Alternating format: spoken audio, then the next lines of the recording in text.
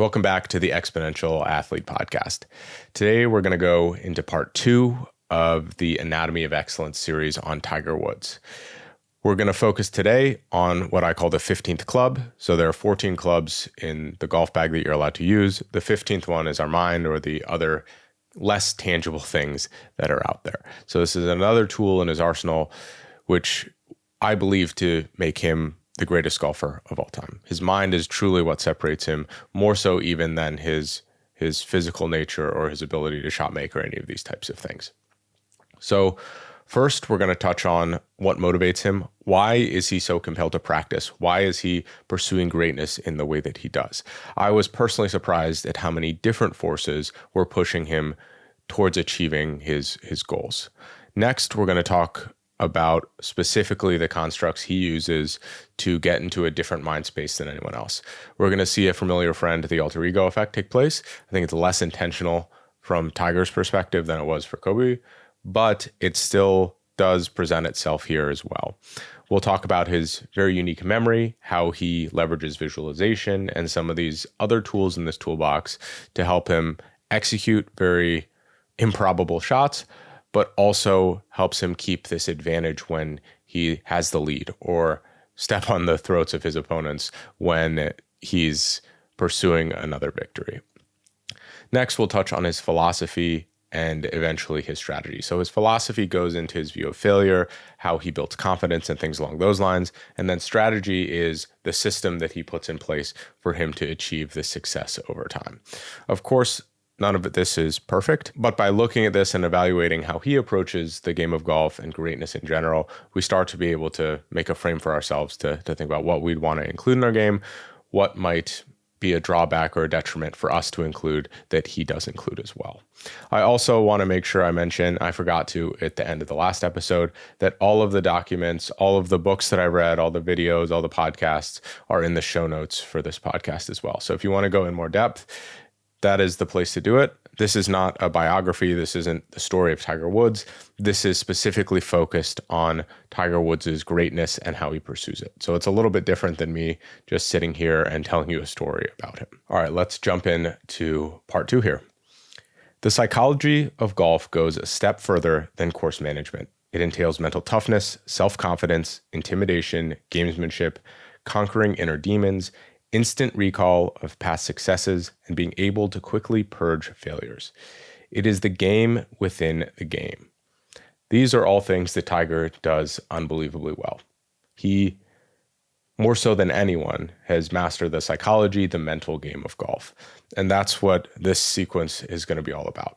Part of the mental game is being able to stick to it and practice longer, which is what we're going to start with now. So what drives Tiger to achieve the success that he's had in the game?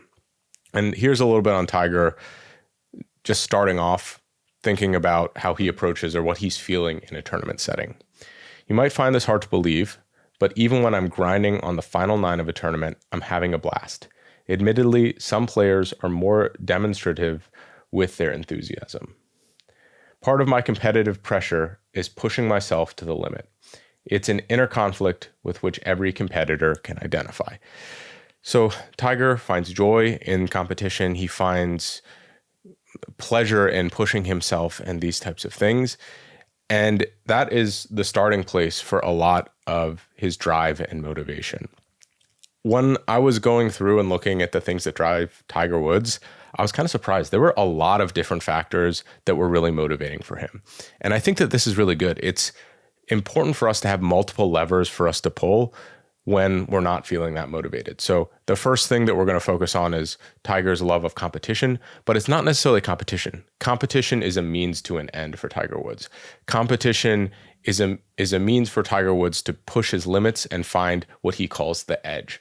So this is just one lever he can pull. If he's not necessarily feeling that lever today, maybe that doesn't work as well when he's practicing, he can pull on some of these other levers that I will touch on in a little bit. This is Tiger. Maybe people didn't like it when I said after the second round that I didn't feel different leading at the Masters than I did when I was leading at other tournaments I'd won as a pro.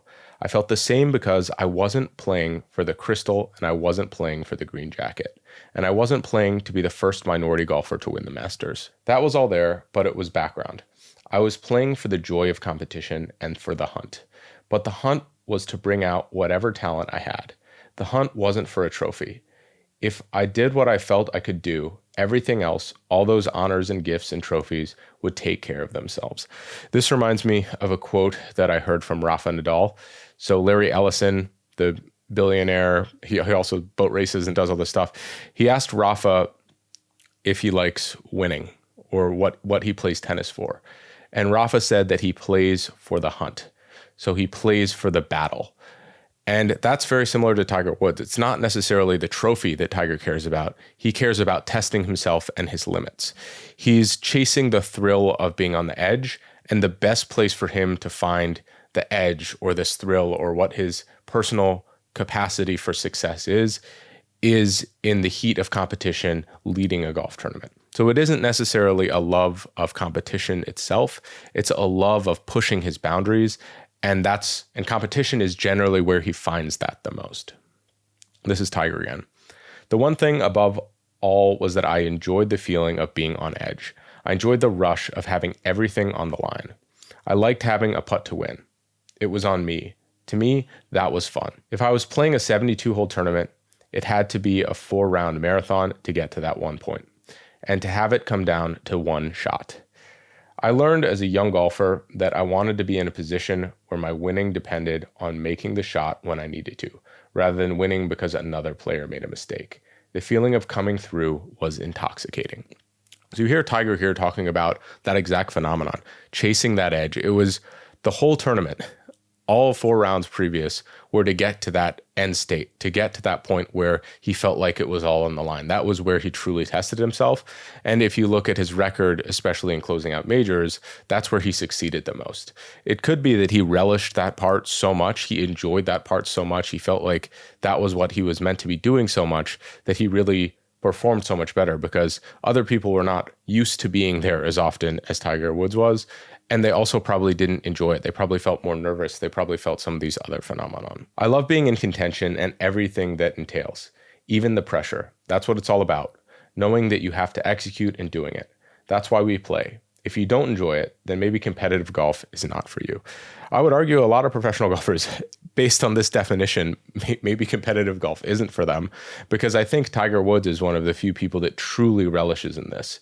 And that's something that he clearly cultivated from an early age. But it wasn't just golf. That's something I find interesting. Maybe that was why I got so excited when I was up against Jerry in ping pong or Mortal Kombat at our house the week I won my first green jacket. I wanted the rush of competing and the sense of accomplishment. I love putting my mind and body on the edge. That to me was fun. That brought me a calmness. I felt at peace and the most comfortable when I had to make a shot near the end of a major where I was contending or going to win. It was a very peaceful feeling when you have a chance to win a major championship. In order to get into the position I was in the last round of the 97 Masters, I had to be playing well. Why wouldn't I feel calm? This is some interesting psychological wizardry. In order for Tiger to be contending, he probably has to be playing good golf. If he's playing good golf, he knows that other people cannot compete with him. To me, that's a very structured way of convincing yourself or creating the construct of success for yourself. I doubt many professional golfers, many professional athletes view this in the same way, where if they're leading an event, if they're in the lead, that's comforting because you know you're playing well. Tiger did that exceptionally well, and the results clearly show for themselves. This is, I believe, Hank Haney on Tiger. He liked the edge of the cliff. That's a great asset in competitive golf, where the mental precipice can be dizzying. Sports psychologists always urge their guys to embrace the pressure. It's easier said than done, but Tiger really did. Tiger himself, knowing that he loves this thrill of competition, he would look for it. He wouldn't just feel it. He would find ways to instigate this competition in himself. Here's an example. I got very interested in trying to figure it all out. He studied the leaderboard on 13 as if there'd be a test. I wanted to see where they all were, what holes they were on, in case I hear any roars. Who might that be? I want to know. So he's looking at the leaderboard. He's looking for the test in and of himself. A lot of people ignore the leaderboard. They play their own game. They do these things. But Tiger knew that it brought out the best of him to know where other people were, but it also was the most exciting and enticing for him to find out where everyone else was so they could push him further. This happened pretty early in Tiger's career. So when he was a kid, he talks a lot about the 1986 Masters and watching Jack Nicklaus win that tournament when I believe he was 46. And you hear how Tiger talks about this event, and you can see that he is chasing that feeling that he saw Jack had, which I think is pretty unique. So Tiger's not necessarily seeing this in himself all the time. He's also able to pull this from other people. His reactions over those last holes in the 1986 Masters made an impression on me because they were spontaneous and they showed me how much of yourself you can put into a shot. Jack was 46 and I was only 10, and I couldn't put into words then, but I wanted to be where he was, doing what he was doing. So it wasn't even Jack winning the golf tournament. It was the process of Jack winning the golf tournament, going down the stretch of these holes, that Tiger really fell in love with. Tiger did have some issues getting along with his other golfers, but the one place he found camaraderie, the one place that he got along with other people, was in this competition. He found that he could push the other golfers and they would push him back, and that's a place that he loved. This is something that he found in ping pong a lot, especially at the Ryder Cup. By all accounts, Tiger truly enjoyed the ping pong matches he and Phil had at the Ryder Cup and the President's Cup. It was a competition which was Tiger's safe zone as far as personal interaction. I'm sure Phil tired of Tiger's never giving it up, but he always seemed to take the high road when he talked about Tiger, calling him the best player and thanking him for making everyone richer. I touched on this a little bit before, but Tiger was pursuing this thrill, this competition outside of golf as well. And there's a couple very specific areas where he does that. So Tiger wasted little time becoming a whale. He'd always been a numbers guy, and he easily took to gambling in the late 90s. Unlike a lot of celebrities who went into casinos to party, Tiger approached gambling the way he approached golf. He was there to win, and he often did. So gambling, maybe not the best thing for him to pursue, but apparently he was sharp about it, and in the long run, I would imagine he's sharp enough to know when it's a losing battle. Tiger liked Sugden and treated him exceptionally well. When he yearned for a greater feeling of adventure, he asked Sugden to teach him cave diving, a much riskier form of scuba diving that entailed going into underground caves that were full of water. Tiger was fearless, and just as he had with scuba diving, he soon became a fully certified cave diver as well. So Tiger is chasing this thrill into dangerous waters, literally, by pursuing scuba diving and cave diving. But he also found solitude in these things. He found this inner peace in these things, just like he found this peace when he was pursuing competition at the highest level when everything came down to it. And then the last example is Tiger thought about becoming and pursuing being a Navy SEAL, even late in his life after he had missed the age cut deadline. That is something he watched religiously, something he knew a lot about, and a place where people are clearly pushing the limits of what they're capable of. Maybe he would have found more of that edge in that place as well. But as I mentioned before, Tiger is not chasing just competition. He is chasing that edge, that thrill of seeing what he's capable of. And there's multiple different ways that he could do that. I think it's good that he stuck with golf to do that, because there's physical limitations, there's danger you're putting your body and your mind in going some of these different avenues. But I don't think we can write off that Tiger might pursue this edge or this thrill that he's talking about in these different domains. The next way that Tiger found motivation was through having an enemy. So we talked about this a little bit in the alter ego effect episode in the Kobe Bryant saga, but I think Tiger and most great athletes, you hear Michael Jordan do this, you hear a lot of people do this, they were able to create enemies for themselves that pushed them forward. Golf is not as often heads up. You're not playing against other teams, but there are opportunities to have face-offs or things along those lines occasionally. And Tiger leveraged the heck out of those. Here's a nice quote that I really liked about Tiger. There's more fuck you in Tiger Woods than in any other athlete I've ever covered. In those days, it felt like a one-way street with him. He demanded respect, but wasn't willing to offer any in return. He burns with hate towards people that he feels have wronged him and are not on his side. This is a powerful tool to incorporate into your game. Maybe not an overall happy tool over the course of your life, but being able to create and define a specific enemy. For Tiger, a lot of the time, the media was an enemy to him. For Kobe, for example, he had a slightly better relationship with the media, but Tiger was adamant that he wanted to play his game of golf. He didn't care. Well, he did specifically care about Phil and about some of these other golfers who were coming for him. And he framed it that it was him against them and he needed to win. He needed to essentially step on their throat like his mom trained him to do. This started at a pretty early age. So Woods was 10 at the time, and he already had won 2 junior world titles. And he studied the junior golf rankings the way some kids memorize the stats on the back of baseball cards. So Tiger, from this early age, just like Kobe had this hit list of all these kids that were better than him. Tiger knew all the people that were technically behind him, and he wanted to make sure it stayed that way. And he would create these constructs again where it was him against them. He didn't want them to even come close. This also happened right when he came onto the PGA Tour. So he was being interviewed by Curtis Strange, and Tiger is essentially saying what he always says. I go to each tournament thinking I can win, and Curtis Strange essentially says, you'll learn. And then Tiger Woods teaches him that Tiger can do what he wants on the golf course. But that was clearly a motivating factor for Tiger as he came onto the PGA Tour. There's also plenty of different showdowns that Tiger has. So, for example, early days on the tour, he loved being in the final round, playing against Ernie Els, who was essentially looked at as the next best player. And he had a couple strings where he beat Ernie Els down the stretch, and he really relished in that. There's also in Tiger's first Masters as a professional in 1997, where he dominated. He got some extra motivation from Colin Montgomery, who, Colin Montgomery had never won a Masters. Obviously, at that point in time, Tiger had not either. But Colin Montgomery said that he had experience on his side and gave a little dig at Tiger. And Tiger used that to essentially bury the field. Here's Tiger talking on that. But I took it to heart that neither of us had won a major championship.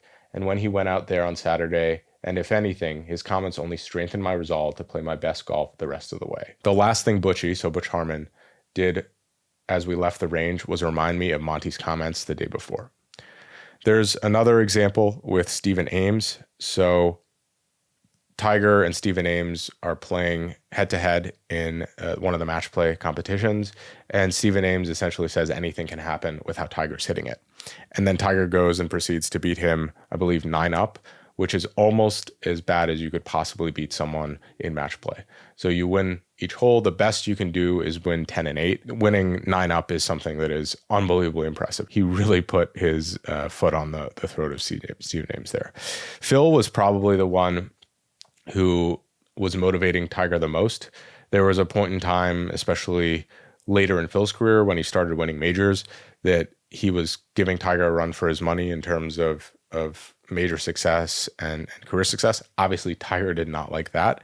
But Phil also took a dig at Nike as Tiger's endorser, and he took that personally. Tiger looked at Phil as a way to further motivate himself to be better, basically as a source of fuel.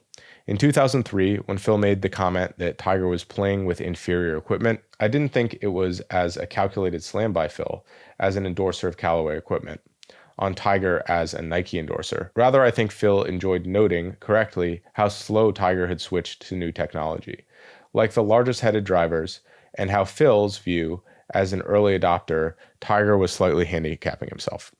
But Tiger took that comment as negatively as possible to give himself a competitive jolt. I always thought Tiger was going overboard when he'd privately call Phil lazy or make fun of his body, but it was mostly the spillage from revving himself up. It was interesting that after Michael Jordan was criticized for bringing up petty grudges in his Hall of Fame induction speech, Tiger was asked about it. I get it, he said. That's what it takes to be as good as MJ. You're always finding ways to get yourself going. So to me, that's pretty telling. Tiger is using Phil as a tool to rev himself up.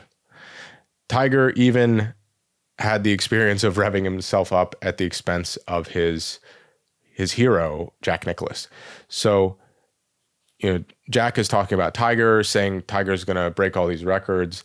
But in some sense, Jack saying that Tiger is going to break his records is putting more pressure on Tiger, and Tiger knows that. And essentially, Tiger is leveraging that into motivation. Him saying that Jack doesn't want me to break his records. He's saying all these things to put pressure on me. I'm going to try extra hard to push harder and to beat these milestones that he set. There's plenty more examples of Tiger using other people to rev him up, to get him excited about competing. These are some of just the most compelling ones that I found. If I listed all of them, this would be a very, very long episode, even though it's already pretty long. The next way that Tiger is able to motivate himself is through the pursuit of perfection. So there's one thing to chase the edge, to chase what he's capable of. The other is to chase what he believes is the ideal form of himself. Chasing the edge is a feeling that you get when you're in the moment pursuing greatness. Pursuing perfection is what you do on the practice range and trying to build the perfect swing that holds up under pressure. I view these as two slightly different forces. Tiger never allowed himself to be satisfied, because in his mind, satisfaction is the enemy of success. His whole approach was to delay gratification and somehow stay hungry. It's his way of the superachiever. The more celebrations, the less there will be to celebrate. I also noticed that whenever we had discussions that assessed his performance, he never used the word great. After a tournament in which he'd been essentially flawless, he might go on for a not bad or a pretty good. A streak of 6 straight wins might be called a nice little run. Great was a level he was planning to reach in the future, or a word he would use when his career was over, but not while he was still playing. Beating other golfers or winning tournaments was never going to be enough for Tiger Woods. Even being ranked number 1 in the world didn't bring him satisfaction. Golf for him was always so much more than a game. This is Tiger. I was in it to find out the answer to one question: how good could I be? The pursuit of perfection is something that he does in every single moment. The edge that he chases is how he actualizes that in competition. That's when he sees it most clearly. I think these two things are related, but again, slightly different. The pursuit of the perfection happens all the time. Chasing the edge only happens in these fairly common moments for Tiger Woods when he's dominating or showing off all of the hard work, showing off the results of the pursuit of perfection. And the pursuit of perfection happens in every single shot that he hits. It's not just pursuing the perfect round, but it's pursuing the perfect hole and pursuing the perfect shot. It all boils down into each individual action that he takes, and perfection in the present is something that I think is a really interesting concept. Here's Tiger on that. All his winning since junior golf had taught him the way he had to think for winning to continue. When everyone around him wanted him to look at past glories or look ahead to his assault on Jack Nicklaus's major championship record, Tiger stubbornly stayed in the present. He ran his career the same way a golfer shoots a low round, one shot at a time. When I worked with him, he never talked about Jack's record, how many more he needed, when he might surpass it, or how much he wanted it. So Tiger is looking at pursuit of the perfection in each moment, and that's probably the most healthy way to do it.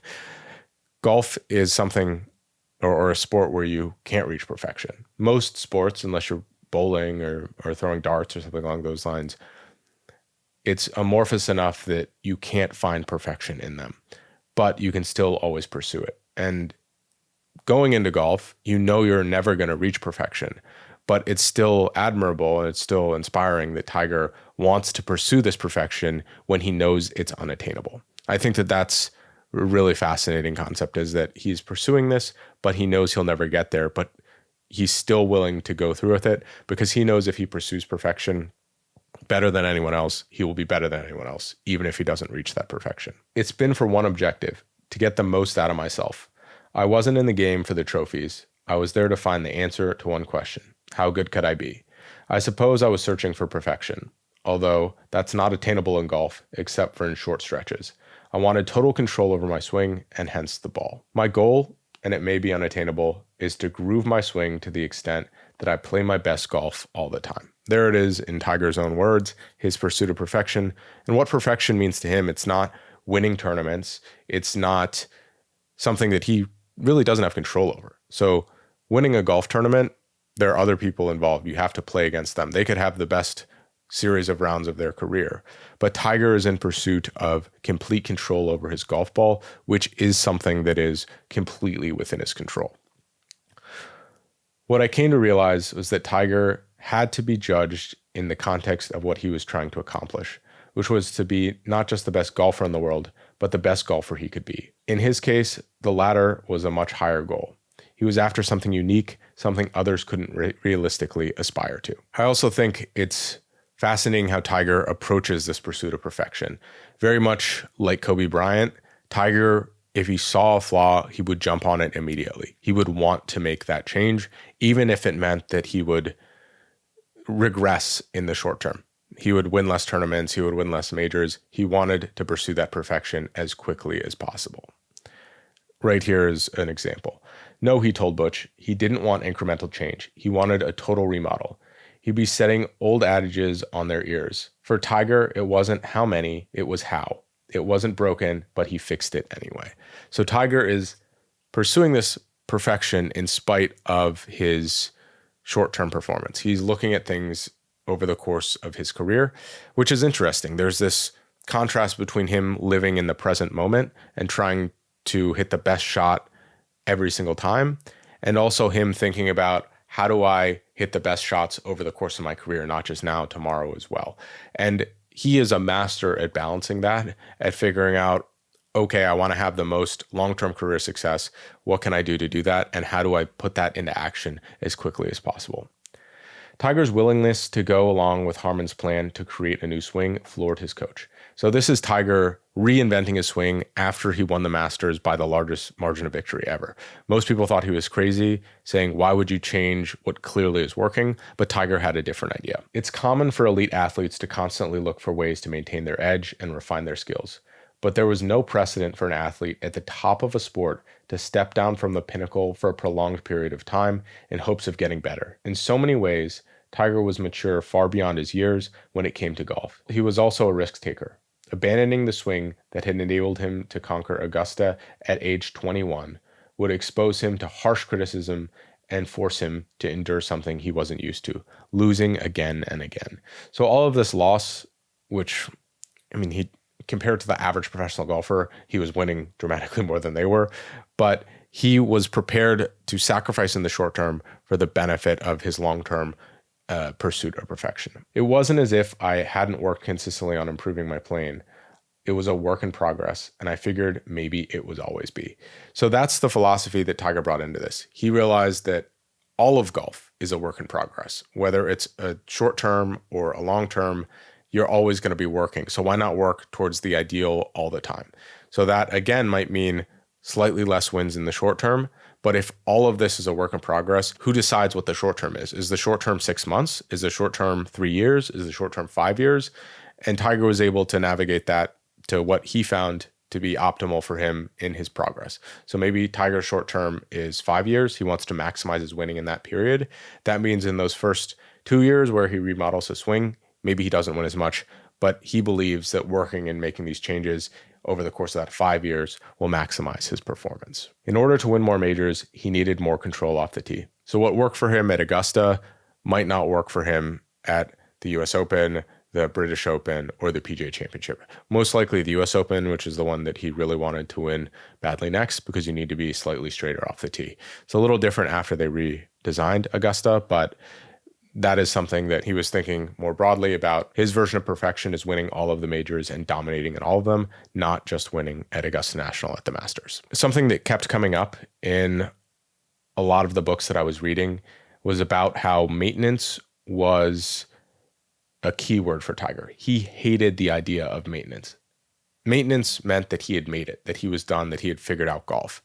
And if someone said that to him, it was pretty clear that that person would not be working with Tiger anymore after that. As a prodigy, Tiger ran the risk of early burnout, and he needed more stimulation and variety than the average pro, who preferred maintenance to makeovers. Also, with every change, Tiger had gotten better. The improvement might have come at a significant cost of effort and time, but to him, it had been worth it. So this pursuit is what he enjoys as well. It's not just the edge, but it's the grinding and feeling like he's improving his performance over time. That to me is a fundamental difference than these other golfers. A lot of these other golfers, they're looking for it, and if they find something or find something close to it, they hold on to it as tight as possible. Tiger is not looking for something to hold on to. He is constantly looking to improve. There is no made it for Tiger Woods. With his triumph at Bethpage, Tiger had won 7 of the last 11 major championships. There was no one to really challenge him. His only source of stimulation came from his obsession with continually getting better, a compulsion at the root of his slow-forming rift between him and Butch Harmon. Maintenance, however, was a word Tiger hated. He was a man in constant search for something he couldn't find. It made him a hard person to be around, much less so to like, even for his friends. He was so consumed with being the greatest golfer ever, he wasn't a very social guy. For Tiger, as Butch found out, and Keith was finding out, maintenance was the poison word. Again, as I described before, maintenance had meant that Tiger had made it. So this dissatisfaction that we talked about in that first quote that I read, that's something that is prevalent and a driving force throughout all of his life. So we have the idea that he's never good enough or he'll never be good enough, coupled with this dissatisfaction with how things constantly are. That's what's able to create this flywheel of pushing him forward in a different way. Golf history is littered with good players who got worse trying too hard to get better. And Butch didn't want Tiger to fall prey to the same syndrome. But such an approach went against Tiger's grain. He wanted to always be consciously doing something to get better. It was as if he needed the stimulation and the challenge to stay motivated. It was a compulsion. Certainly, in some ways, it was a strength, but perhaps also a weakness. Tiger didn't grow tired of Butch, the person, as much as he grew tired of what Butch was teaching him. Well, this brings up something a little bit different about this pursuit. Maybe there is a point when maintenance is the idea in any sport. There's perhaps in other sports like football or basketball, a plateau that you reach, and especially with age where your body is deteriorating, you just want to maintain the skills that you have. But in golf, there's probably always new shots you can hit, always new areas of the game to master, new ways to approach hitting a shot that are essentially infinite. And if your skill is deteriorating less as you age, in some ways there's more longevity in golf. There's always going to be this pursuit for Tiger. And maybe if he had not pursued things in so much earnest, he would have been able to win more over his career. But on the other hand, it's likely that this dissatisfaction is something that made him great in the first place, and you probably wouldn't want to mess with that package. Just as we talked about that edge before, we also see that Tiger off the golf course is finding joy in any learning, in any pursuit of a skill activity.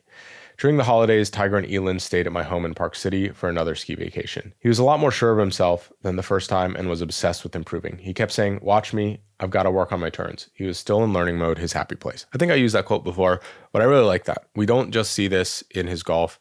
That is the type of person he is, in pursuit of knowledge and in pursuit of learning. Tiger did go to Stanford. He also was very interested in essentially space and science, and he had diverse interests where he was always pursuing them. I think that that's a part of Tiger's life that is overshadowed and not really talked about. He did have these other interests. He was always interested in learning. He wasn't just this golf machine. This is an example of how exacting Tiger's specifications are for success. This is how much dissatisfaction he is seeing in his life. I won 12 times around the world in 2000, including 3 majors. And I only remember hitting one shot that I would call perfect. A 3-wood on number 14 on the old course at St. Andrews in the 3rd round of the British Open. From a tight lie, I had to hit a little draw into a left to right wind and carry the ball around 260 yards to a green guarded by a couple of nasty pot bunkers. As with every shot I attempt, I visualize the ball flight and how it should respond upon landing. Because it was a blind shot, I picked out a crane in the distance as my target. The ball never left the line of the shot and turned out exactly as I had planned. Moments like that stay fresh in my mind, providing a positive image for future reference. Those images are critical when the game is on. They may even be the difference between success and failure. So this is an example of what we describe later on with Tiger's memory, but I think it's even more telling that through this, 2000, some people believe was the best year of his entire golf career, and he believes he only hit one shot exactly how he wanted to. That is pretty exacting standards. So part of pursuit of perfection is reflection and criticism. I want to take a little dive into how he views reflection and criticism of his own golf game. This is something that I think is important to evaluate about how we look at and evaluate ourselves. This was the most important thing, I thought. I am my own worst critic, but I'll never do anything to undermine my confidence. So Tiger is critical. He's never satisfied, but he's not telling himself negative things that could damage his confidence or damage his play. Even under golf swing changes where he's not playing his best golf, he keeps this philosophy. I decided that my backswing got too long on the front nine, and I didn't like that feeling. I didn't like it when my backswing even got to parallel. I got out of sync then, and I had to get back on the right path to the ball by using my arms alone rather than by allowing my lower body to carry them through. Swinging that way meant that I had to depend on my timing, which wasn't reliable. So Tiger is objectively diagnosing his performance when he's on the golf course. And it's not to criticize himself, it's to figure out a solution. So when he's receiving feedback, when he's making these adjustments, it's all in the pursuit of progress. This is after Tiger won the Masters. One night, a week or so later, after the elation had started to die down, I decided to sit down and watch a tape of the entire tournament. I was by myself, so I was really able to concentrate on critiquing my full swing to see if there was some flaw I might be able to work on. I didn't see one flaw, I saw about 10. So Tiger is doing this not necessarily in the moment, which is very action-oriented on improving his performance, making tweaks to help him play the best shots possible in the moment, but he can be a little bit more critical, point out the flaws in himself, especially after the fact, and then he can start working on those things as well. Even before the tape ended, I committed myself to making some big changes in my swing. Butch had pointed out some of these flaws before, and we'd been working on them slowly. But I decided right then and there to pick up the pace. I got on the phone and called Butch and let him know what I was thinking. He was all for the swing overhaul I had in mind. Again, it wasn't just about his golf swing where he would have criticism. He would also focus on the overall round and get feedback and think about his mental approach to the game. So this is Hank Haney on after Tiger would play a round. Then when we talked, he'd go into detail about real issues in his round and was often quite self-critical. There were also times he would tell the media he hit it badly, but then tell me he'd hit it well.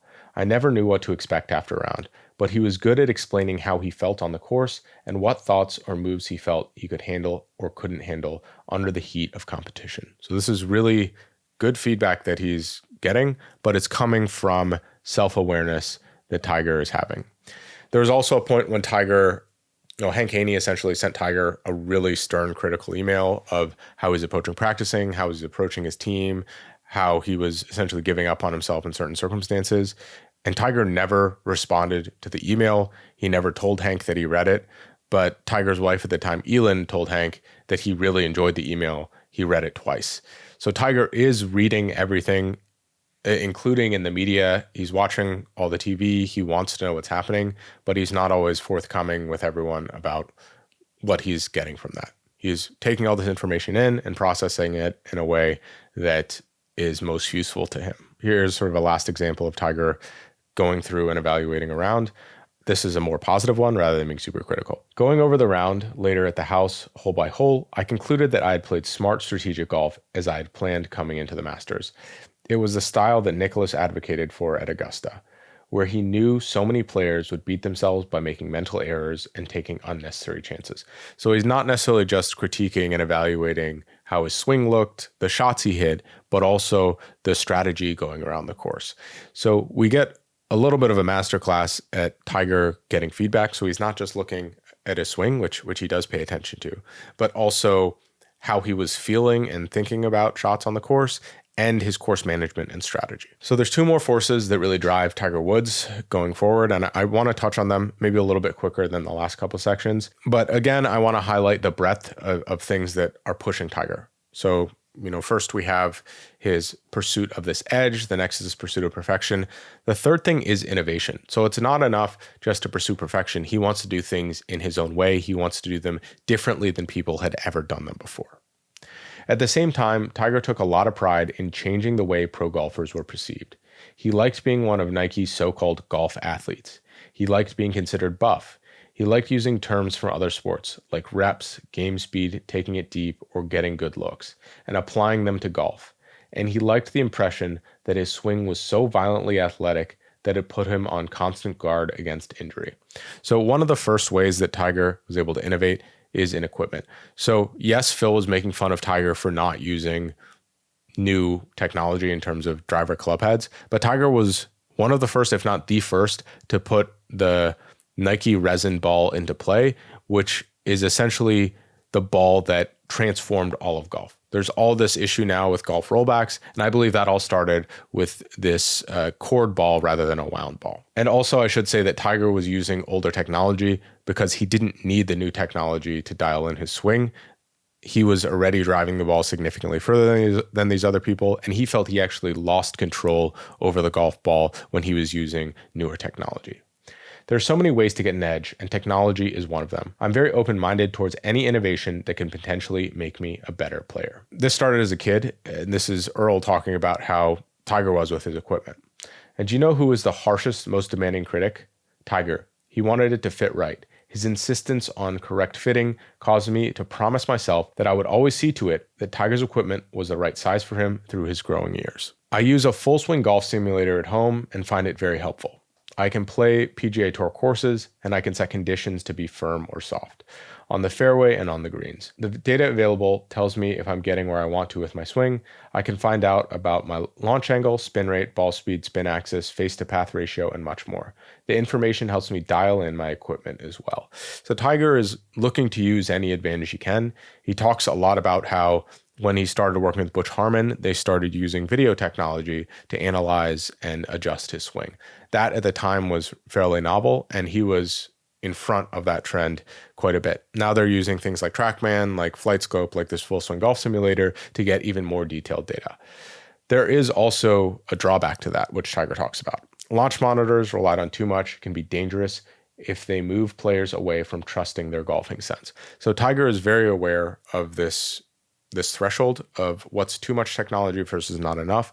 And it's something that he constantly is paying attention to. This is a little bit more on the ball. Nike's potentially game-changing ball featured a solid molded core injected with synthetic compounds, including polyurethane. The ball's design allowed it to maintain its velocity at its apex, minimizing the adverse effect of rain and wind. So as much as Tiger was willing to innovate, innovation in golf itself is something that motivated him in a different way. Innovation, a lot of the time, didn't help Tiger as much as it helped other players, and he was able to use the technology innovation as a force that motivated him because he had to try so much harder. He intuitively felt new technologies didn't help him as much as they helped others. Every tour player gained distance with the combination of the 460cc drivers and the latest multi-layer balls, to a point that more players than ever were reaching par 5s and 2. Dominating the par 5s had always been one of Tiger's main advantages, and it was lessened as other players got longer. Unfortunately, though, many others retained or even increased their accuracy with the bigger heads. Tiger saw his ball flight become more crooked. Once everyone switched to a multi-layer ball, Tiger still insisted on using a ball that spun more than any other on tour. Stamped with a star, it was not used by anyone else on the Nike staff, and it wasn't sold in golf shops. Tiger liked the soft feel and extra stop the ball provided for difficult shots around the green. But that ball was also the shortest on tour. The Nike guys telling me it cost Tiger at least 10 yards in lost distance. If Tiger had used a less spinny ball, and I always thought he tried to play with too much spin around the greens, he could have achieved some distance gained without going to the bigger head and longer shaft of the driver. So Tiger still liked playing this ball in spite of himself because he thought that the artistry was worth it. He thought that ball, the spinnier ball, was part of his pursuit of perfection, even though it might have hurt him. I touched on this just a little bit earlier with the golf swing changes and the pursuit of perfection, but Tiger has this bias towards action that I really want to bring up again. So the transition was quite difficult because rather than taking some time away from competition to really ingrain the changes, Tiger decided to incorporate them while still playing a full schedule of tournaments. Most players don't have the talent to pull that off, and even for Tiger, it might have been a slower way to go. But because the changes were right, they ultimately paid off. I put this in the innovation section because Tiger is making these changes. He wants to innovate. He wants to change his swing. He wants to put new technology into play, and he does it immediately. The quicker he starts learning them, yes, he'll look stupid, but the quicker he gets used to them and the quicker he's able to start dominating again. The last part about innovation that I want to touch on is fitness and diet. So Tiger came into professional golf a different animal, a real athlete compared to other golfers who are not considered true athletes. Maybe Jack Nicklaus was. I think he was big and physically fit, but most of the golfers, there was sort of the stigma of them being fat and lazy and smoking cigarettes on the golf course. Tiger was one of the first people that really pushed for strength and fitness in golf. And there's sort of a dual reason why he did that. I know that Tiger believed the mental discipline required in hard training made his mind tougher in competition. That by paying the price in the gym, he earned success on the course. And it also made sense that all the physical exertion and concentration relieved stress. I learned the value of staying in shape as a youth running cross country. I also learned that the harder you run, the quicker it's over. Fatigue can affect your focus and cause you to make a bad decision. I never wanted to lose a tournament because of a bad decision precipitated by my being out of shape.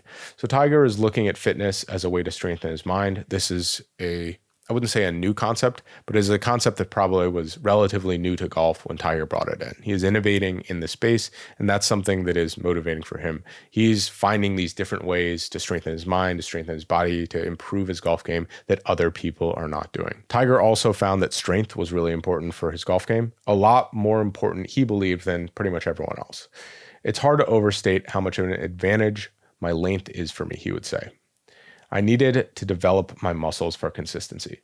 So Tiger is not just creating strength and building muscles in order to hit it further. He's also doing it because he believes that muscles and strength make him more consistent, make him less likely to burn out in a golf tournament, but also for this reason, which I thought was interesting. I would really go after a sand wedge in those days when I should have been hitting a little wedge and controlling the spin. Those little arm shots weren't available to me then because I wasn't strong enough to hit them. So one of the first things I did as a pro was alter my diet to increase my weight while limiting body fat. I developed a physical fitness routine that would allow me to work every part of my body. I wanted to have effortless power and the ability to hit little finesse scoring shots. And when I really had to lean on one, I wanted to be able to do so without losing my balance. In order to accomplish my goals, I had to get stronger. I don't know if this is necessarily true, but Tiger believing that he wasn't physically strong enough to hit certain shots is a fairly novel concept. These shots are little knockdown shots. They're not full swing shots. He believed that there was a lack of strength in order to hit those, and he was building his body to be able to hit the shots that he couldn't. I couldn't play shots like a 2-iron stinger 2 or 3 years ago because I didn't have the strength in my wrists and forearms to execute them. This is pretty telling to me. Tiger saw this as so integral in his routine that he couldn't physically hit these shots because of strength. That to me says everything you need to know about his idea of how he viewed strength and how that was neatly integrated into his golf game in order to, again, innovate, in order to pursue the perfection that he was striving for. He had to become stronger to complete the total package. Tiger also was a student of these things, so I studied what goes into being explosive, something that would continue as I got older. It was a matter of developing fast twitch muscle fibers, which I worked on by doing powerlifting in the gym. The most effective way of doing this was by lifting heavy weights at a fast pace. What also takes a lot of work is going from fast twitch to slow twitch in the space of a few minutes, from bombing a drive to a tricky little pitch shot at Augusta's slick undulating greens. It's much easier to develop slow twitch than fast twitch.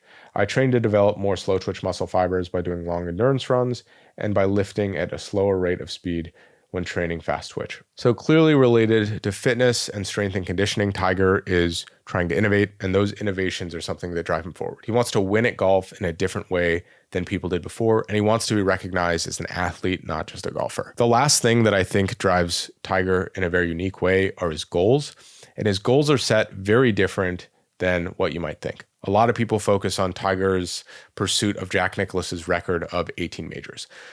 That might have meant something to him, but that's not how he approached it. He wasn't just chasing majors. He had a very systematic approach for getting to Jack's record that I really liked, and I think it's something we should try to duplicate as much as possible. After the 1986 Masters, Golf Digest published a list of Nicklaus's career accomplishments. It included his age at the time of each significant achievement. Tiger tacked that list to his bedroom wall. From that moment on, each morning when he woke up, and each night when he went to bed, Nicklaus was there. It was age, not numbers, that mattered most to Tiger. It was the first time he broke 40, the first time he broke 80, the first golf tournament he ever won, the first time he ever won the state amateur, the first time he won the US amateur, and the first time he won the US Open. That's it. That's the list. It was all age related to me. To me, that was important. this guy's the best out there and the best of all time. If I can beat each age that he did it, then I have a chance of being the best. So we talked about goals in the Kobe Bryant episode. Tiger is setting these goals that are very neatly aligned to his skill development. Tiger is not chasing 18 majors out of the gate when he's 11 years old. He's chasing these lines in the sand, these milestones that are challenging but attainable at the same time.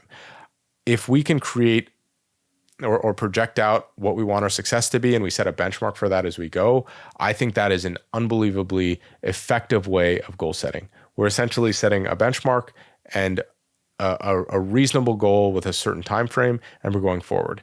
That way, if you land on all the benchmarks and milestones as you go, you eventually do reach the end goal. Obviously, Tiger at this age would like to have had quite a few more majors in pursuit of Jack's record, but there were some injuries and some setbacks that were essentially unavoidable. I still think that there is a chance that Tiger could come back and pursue the 18 majors, but I don't think that really matters to Tiger as much anymore. He was way ahead of Jack Nicklaus's records, or most of his records except majors, either way. This process of setting intermediary goals is evident throughout all of Tiger's life, not just in this pursuit of Jack Nicklaus's record. He does this even at the micro level on a golf shot. When hitting bunker shots, Earl instructed Tiger to zero in on a spot about 3 inches behind the ball and concentrate on contacting the spot with the club at impact. So even when hitting a golf shot, Tiger Woods is not focusing on the ball where he wants it to go. He's focusing on what he has to do to get the ball where he wants it to go. Tiger does this with his irons as well. He finds an intermediary target between his ball and the hole to aim at. Here's another example. Like all golfers, I had trouble seeing anything but the pin. By the 1997 Masters, I had learned to focus on a number I needed to carry the ball so that it would finish in the right spot. I learned to keep the pin out of my mind's eye. So this, again, isn't just in how he pursues professional goals. It's also how he pursues these small goals on the golf course as he plays. Breaking things down is a very, very powerful effect. Here's maybe a level up from that. So we're going from a bunker shot to an approach shot to not aiming at the pin. Now we're looking at how we might look at a round of golf.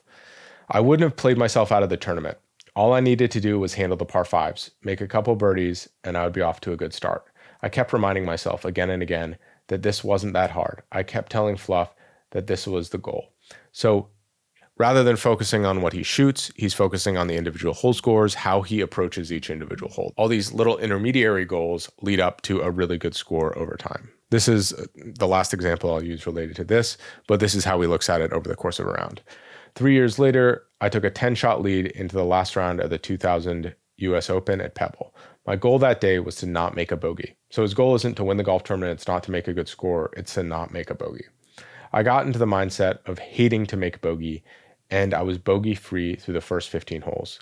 The way I played the 16th that day at Pebble was another example of my thinking on the 18th green at Augusta. At Pebble, as at Augusta, I didn't know what my score was in relation to the other competitors. I knew I was winning, but I could not have cared less at that moment about it. That moment was about not making bogey in the same way the moment on the 72nd green at Augusta was about not three-putting. I was going to get my goal at Augusta, and 3 years later, I was going to get it at Pebble. So Tiger is able to play these little games within games, and that's one way he can be effective. He loves the thrill of knowing what the leaderboard is, knowing that he's in a position to win and be on the edge, but he can find that edge in this little mini game he's playing of not making bogey as well. This idea follows Tiger off the golf course as well. When he's trying to make all these swing changes, he has this concept where he needs the changes to stick for a shot, then for a hole, then for a series of 18 holes when he's practicing, then for a practice round at a tournament, then for the first round of a tournament, then for multiple rounds of a tournament, and then probably that goes on to when he can feel that same thing over the course of a major golf tournament. So Tiger is looking at this incremental approach of improvement, and he's playing these sort of mini games as I described as he goes through. A fun anecdote that I look at is how Tiger approaches injuries. And I thought this was really telling that he had to completely change his mindset when he would be injured, because he always wants to be working towards something, and being injured when you have to rest is something that goes against his very nature. I've always been a goal setter. Now I had to rethink it and say, okay, my goal is to do nothing today. For a guy who likes to work, that's a hard concept for me to understand. All right, the last part of goal setting focuses on Tiger's long-term goals. As I mentioned before, no one ever really heard him talk about Jack's record, about 18 major championships. What Tiger wanted to be was a lot more vague and amorphous in the long term, and that's something that I believe we saw in Kobe Bryant as well. From the start, my intention was to be an international player, so I developed a love for links courses. So Tiger's goal was to be an international player. What that means is very broad. Maybe that means he wins overseas. Maybe that means that he can hit a lot of different types of shots. In the long term, he can mold that to what he wants it to be. I want to get more consistent at every phase. So I have the kind of game that at majors will get me into the back nine on Sundays with a chance. I don't want to just have a chance on the weekends when I'm hot. I want to have a chance all the time. Always putting yourself in the mix. That's the only way you can win a lot of them. Again, this is not something where he's saying, I want to win XYZ tournaments. I want to do something very specific like that. He wants to have a chance every time, and he believes if he gets in that position, he will convert quite a bit. He also says, I want to be the Michael Jordan of golf. That can be pretty amorphous. Michael Jordan won 6 NBA championships. How does that equate into golf? It's an apples to oranges comparison. And I think generally in the long term, that is a good thing. I mentioned this just a second ago, but what is missing is he doesn't say that he wants 18 majors. He doesn't declare that. He doesn't talk about Jack's record. That's not something that is front of his mind. It's all these other things. It's the amorphous goals in the long term and the specific goals, the process goals, the intermediate goals in the short term. More importantly, when we're thinking about our own motivations, what drives us, we talked about a lot of different things. Maybe it is the edge we're chasing. I personally am not someone that is always chasing an edge. That doesn't really do it for me. On the other hand, pursuit of perfection, trying to do whatever we're doing to the best of our ability, this idea of mastery is something that is a very intrinsically motivated goal that can provide a lot of motivation for a lot of people. Finding an enemy is something that I've been experimenting with recently, and that has been pretty motivating as well. Even if they're people that I see are having more success than me or are doing things that I wish I had thought of, that can be a motivating factor. I don't hate these people, but I can always want to compare myself to them and try to push past them in certain ways. Finding a very specific enemy, you can learn a bit more about that in that alter ego book that I had mentioned with the Kobe Bryant series. We can also want to be innovators. I would hope that this podcast is innovating in a different way. Looking at sports performance in a case study way is something that not many people have done before. And then finally, goal setting. There's so many things to be said about goal setting. I'll probably do a separate episode specifically on goal setting. But how are we looking at our goals? What are our long-term goals? Are they too specific? Are they even too broad maybe? In the short term, are we using intermediate area goals? Are we using process goals that we have control over? There's a lot to be said there. And again, I think it makes sense for me to do a specific episode just on goal setting. If you have anyone that you think makes a lot of sense for a goal setting episode, please let me know on any of the socials who you think I should interview for that. Next, we're going to talk about the specifics of the mind. So we're going to go into the alter ego effect again. We're also going to touch on Tiger's memory and visualization, two things that he does in a fairly unique way. And they were both different than how I thought they would be. The first thing we're going to touch on is our old friend, the alter ego effect. Here's a couple examples of how Tiger was embodying this, where other people are observing him as essentially a different person on the golf course as he was in person or in other settings. On the golf course, Tiger was so confident that he came across as cocky, strutting and celebrating after making putts. But in school, he was afraid to raise his hand. His anxiety was so severe that he developed a speech impediment. So Tiger, in his early years, had a stutter. And he did this until he had a lot of speech therapy. He even was talking to his dog late into the night to practice proper speech without a stutter. And he didn't show any of this on the golf course. It was essentially like he was these two different people, one that was very nervous and had a stutter because of it, and another person who was supremely confident. It was as if Tiger had ducked into a phone booth, removed his glasses, and emerged as a superhero. His entire demeanor changed when he had a club in his hands. He walked with his head up, he stood taller, he brimmed with confidence. His most astonishing characteristic, much more so than his ball striking or his athleticism, was his ability to compartmentalize and numb any emotional pain when he competed. So Tiger Woods with a golf club in his hand versus Tiger Woods not with a golf club in his hand are effectively two different people. And I think over time they sort of merge together. That's something that we do see with the alter ego effect. For example, Beyonce, she had that alter ego of Sasha Fierce, and over time she didn't need the alter ego anymore because she became essentially synonymous with that figure that she created. Tiger's alter ego was known as the cold-blooded assassin. This is what his dad called him. This is something you see referenced time and again over the course of the books that I read. The interesting thing is I don't think that this alter ego was explicit like it was for Kobe Bryant. This is something that evolved fairly naturally from his dad raising him and essentially instilling a lot of these values, a lot of these ideas in him from a young age. His mom also had a role in creating this cold-blooded assassin alter ego. She was the one that was telling Tiger to essentially go for the kill when he was in some of these events, not just to win, but to win commandingly. The mental training for golf that my dad put me through proved itself during a short walk from the 9th green to the 10th tee and was completely vindicated by the way I played on the back nine.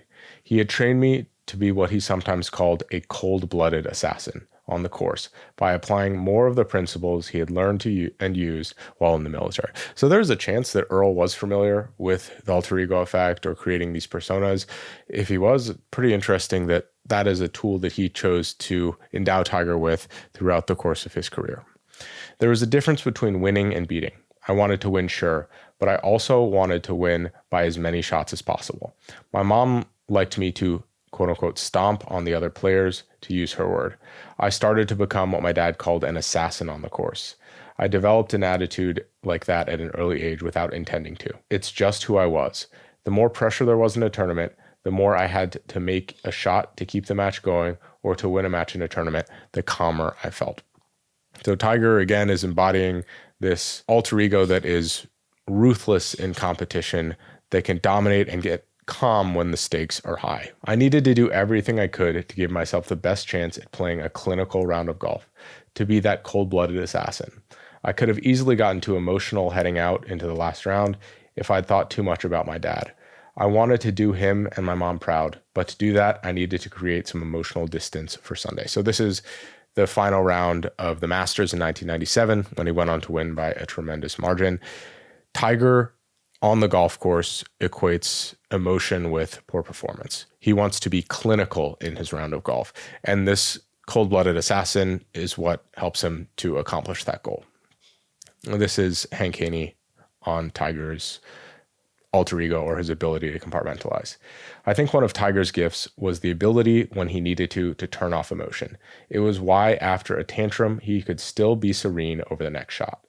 His knack for shutting down emotion was a big reason he closed out victories better than anyone else in history, and why he was so incredibly good at making that last putt. So again, this alter ego, this cold-blooded assassin, was Tiger's probably number one tool for shutting out emotion. There were other tools that he used to calm himself or to change his mindset, but this is one that he relied on heavily. He constantly mentions this. He also mentions quote unquote major mode. So I needed to get into what my dad calls my major mode by putting a wall around myself. It felt weird sometimes, as if when I was talking to people, it was someone else who was talking. I could hear myself talking while I was thinking about my game at the same time. There was an out-of-body quality about these times. I just didn't want to get out of the cocoon of concentration. I enjoyed being there, and I needed all the focus and mental strength that I could muster. Then I won, and I was exhausted. But what a great feeling. 3 straight U.S. juniors followed by 3 straight U.S. amateurs. So this is after he had won that event where he's talking about this mode, this different zone that he goes into. And I think that this is facilitated by him being able to embody this other character, this cold-blooded assassin that we describe. Something in the alter ego effect episode that I put together, that summary that we talked about, was totems. So things that we can do to help us transform into this other character. Tiger has a very clear one that he has used since he was a kid, which is the red shirt that he dons on Sundays. I think how he describes wearing the red shirt is a very interesting thing. He says, "I wear light colors as much as possible, except the final round where I must wear red." So this is an integral part of him winning. This is something that he does not compromise on. "I was wearing my red shirt, which I always wore on Sundays in tournaments, a superstition that started with my mom. Red is one of mom's colors. Every day in Thai tradition is represented by a color, and red is for Sunday." So the stronger the meaning, the emotional connection that someone has to a totem that helps them turn in or transform into their alter ego, the more powerful it is. And clearly, Tiger is viewing this red color as something related to his mom, his family heritage, their history, even Buddhism and the mental faculty or the mental tools that he accesses through meditation from that side of his family. "When I won a junior tournament while wearing red, my mom said, 'See, you play better when you wear red.' During the next tournament I won, I wore blue. But when I wore red, I always seemed to win by more strokes." So there's also this rich history around wearing red where he tried other colors, he still won, but it was just so much more confident and so much more meaningful when he would win wearing red representing his mom. This is someone on Tiger's mom and how she influenced his killer instinct, or this alter ego. "But I sensed from observing her that Tiger's killer instinct came from his mother even more than it did from Earl. When Tita was a parent driving little Tiger to junior tournaments and following him on every hole, she helped instill in him a no mercy attitude in competition, and it had stuck." So these are all the positive attributes of an alter ego, talking about how he can bifurcate who he is off the course, this non-confident kid, this introverted kid, and turn himself into this assassin, this machine, this person that is clinical in how they approach golf. There's also a downside to an alter ego effect, which we haven't really touched on. So when Tiger was working with Hank Haney later in his career, Tiger would joke that he was a really good range player. He would hit the ball awesome in practice, but sometimes he couldn't take it to the course. And he named this Ranger Rick. So if we're using Ranger Rick as an enemy, someone to fight, I think that's probably good. We want to avoid Ranger Rick at all costs. But Tiger talked about it in a comical or almost endearing way, and that might have hindered his performance in the long run. Tiger showed some self-awareness in continuing to bring up Ranger Rick, his nickname for himself as a player who hit the ball beautifully on the practice range, but not in competition.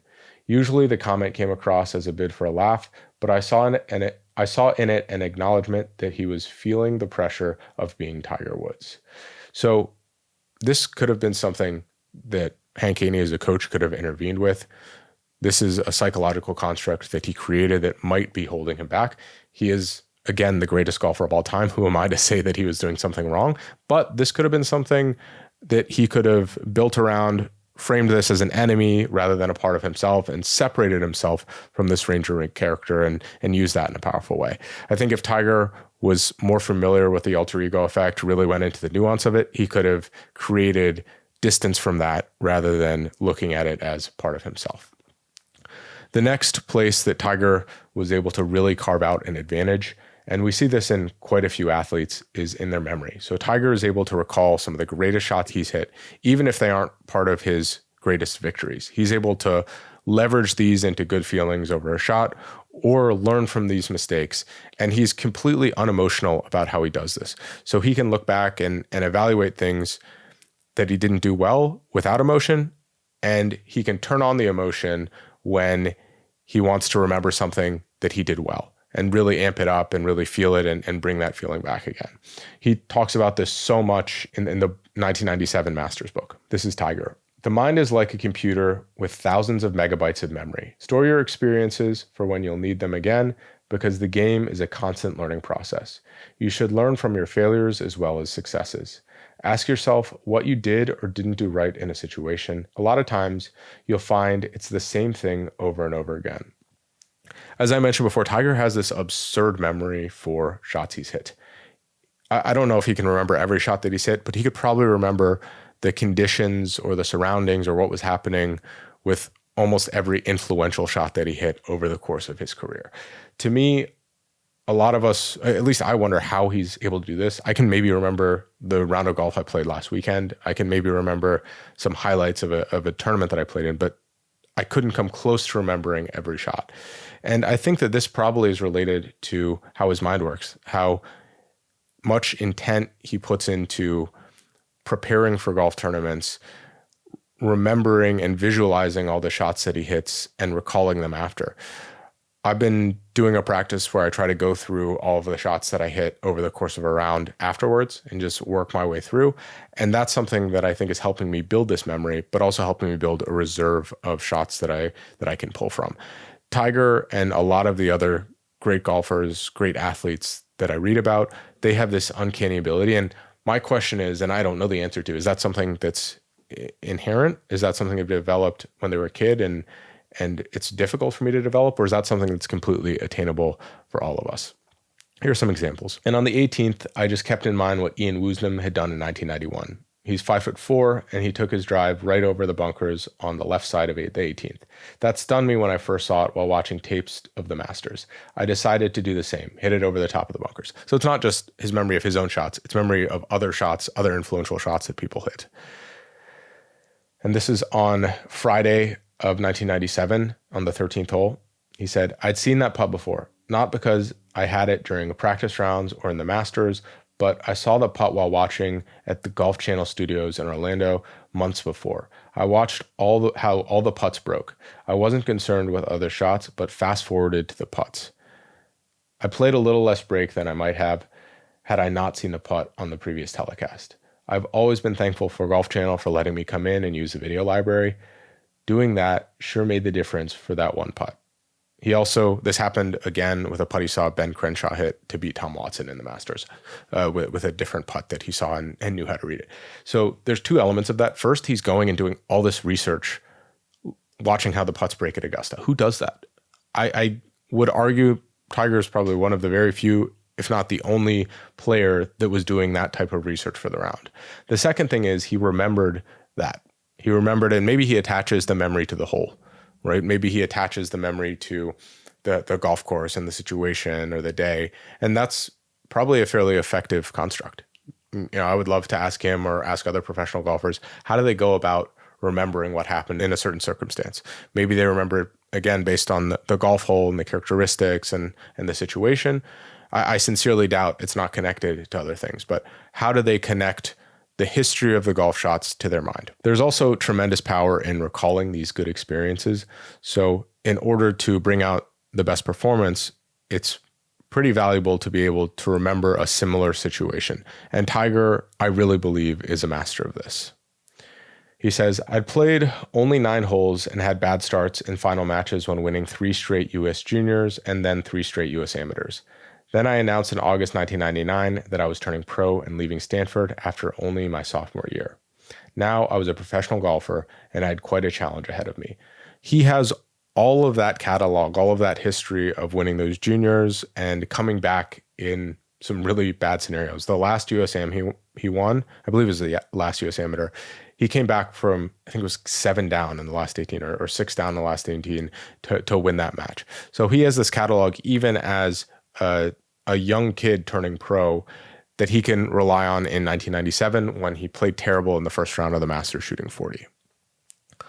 Looking for feelings I had in my swing only Friday, the week before at the Masters, when with my friend and fellow professional Mark O'Mara, I shot 59 at Islesworth Golf and Country Club in Orlando.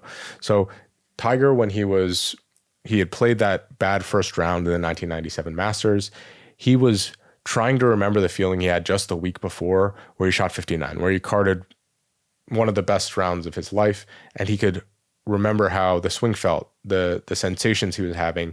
It wasn't just the shots. He was trying to remember the feeling of the golf swing, and that's something he's really good at doing. I was upset that I made so many bad swings, and worse, that the feel of a good swing had deserted me. I was hot inside. Then just before I stepped on the 10th tee, I let go of that anger and calmed myself. I was thinking of the feeling I had the week before at Islesworth, when I hit one perfect shot after another. So again, he is able to tap into this, especially in bad scenarios, when he needs to execute, he can go back to those same golf swings. This is the last example on that. Well, there's actually a couple more examples, but this is the last one I'll go into on that. Sometimes in golf, everything can turn around for better or for worse with one swing. That was the swing that was going to turn it around for me. I was playing a very short course for me, and I'd made my Islesworth 59 swing. Here we go. So this is when he starts the back nine on that Thursday at the 1997 Masters, and he starts to turn it around. He repeats over and over again in that 1997 Masters book. There's like 3 or 4 more quotes about how he was remembering when he shot 59 at Islesworth. The same thing happens with courses and his performance there. So he has really good memories at St. Andrews, and he was able to go back and relive those memories when he played the Open there. When we got to St. Andrews, Tiger was in a great mood. He'd had positive memories of the old course from winning the tournament by 8 strokes in 2000, but beyond that, he loved that he was in a place where golf began. He has always called St. Andrews his favorite course and the coolest place on earth. Part of this great memory is not just recalling the shots when he needs them, but he's able to see these plot lines in life that lead to a narrative of him succeeding. This is something Kobe Bryant did really well. We have that whole section in the series on him about how he was creating the narrative and telling the stories that made him successful. He was the main character in his own heroic journey.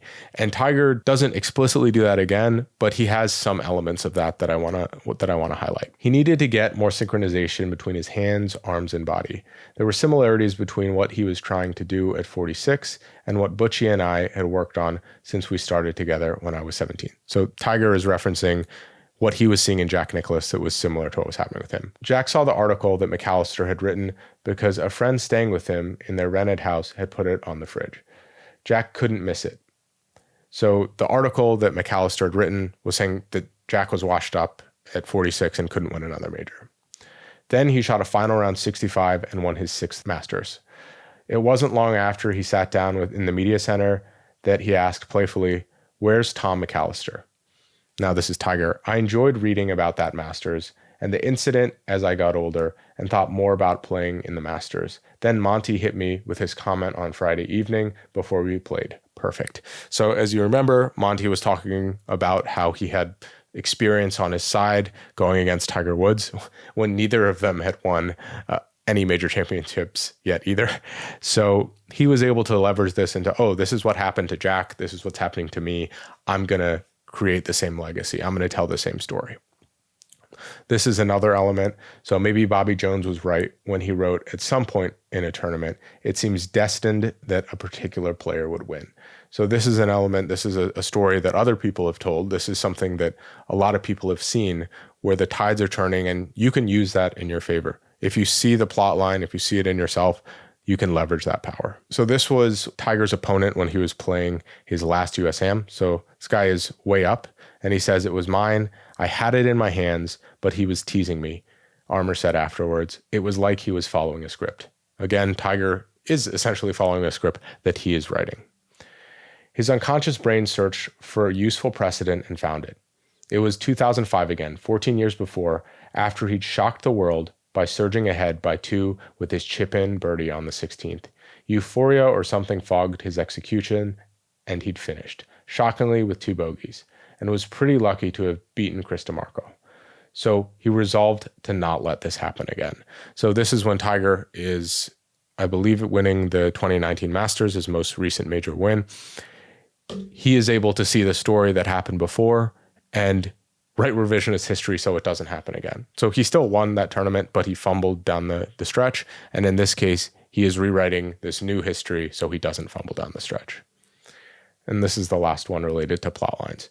It was a good omen. Every time Jack retired from playing a major, the US Open and the PGA in 2000, the Masters in 2005, and now the British Open, Tiger won the championship. In 2000, they'd been paired together in Jack's last round at the PGA when Jack also had birdied his final hole. So Tiger is seeing whatever he takes to see as an omen where he wins the golf tournament. That is probably a stretch from a mental arithmetic perspective, but it is something that can have an influence on winning. If we see these plot lines, if we believe we're destined to do something, that takes pressure off of us.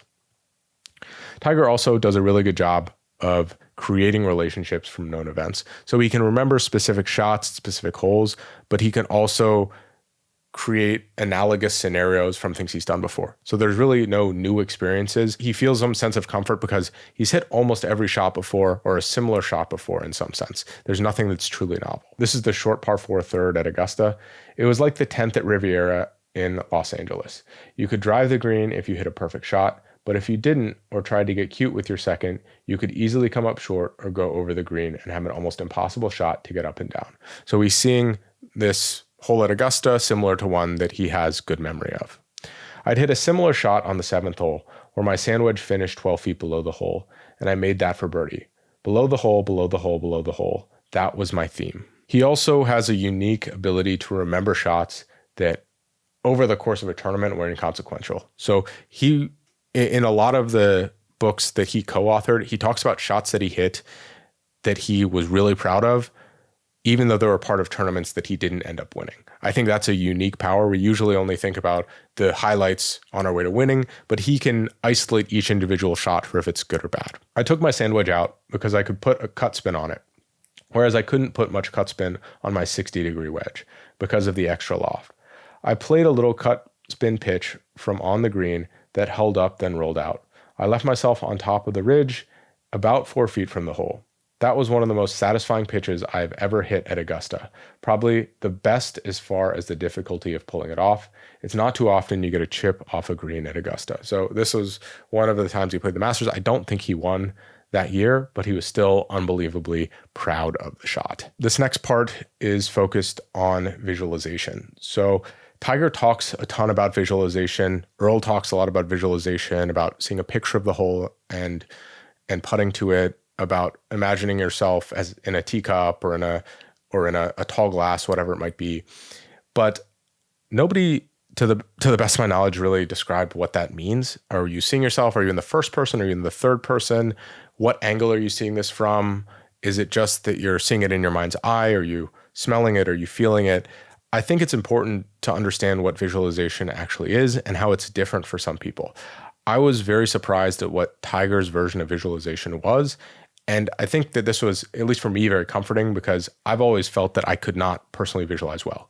I can visualize well from a kinesthetic perspective. For example, I can feel where my body is in space, but it's hard for me to hold an image in my mind. And I thought that that was a deficiency on my part. Turns out that might not be the case. I make practice strokes while I look at the hole. Concentration, I see in my mind's eye the length of the stroke necessary to impart the right amount of speed. So that's how we traditionally think of visualization, where you're holding the image of your hole and you're putting to that hole. This is what Tiger says later in his career when he talks about visualization. What he says early in his career where he talks about visualization is very much like what the traditional sense is, holding something in your mind's eye.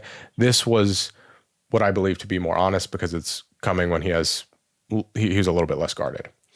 Jay also helped me, this is Jay Brunza, understand I wasn't good at visualizing a shot. Sports psychologists and mental coaches have advised for years that you should see the shot before you play it, but I couldn't do that. I never could, and I still can't.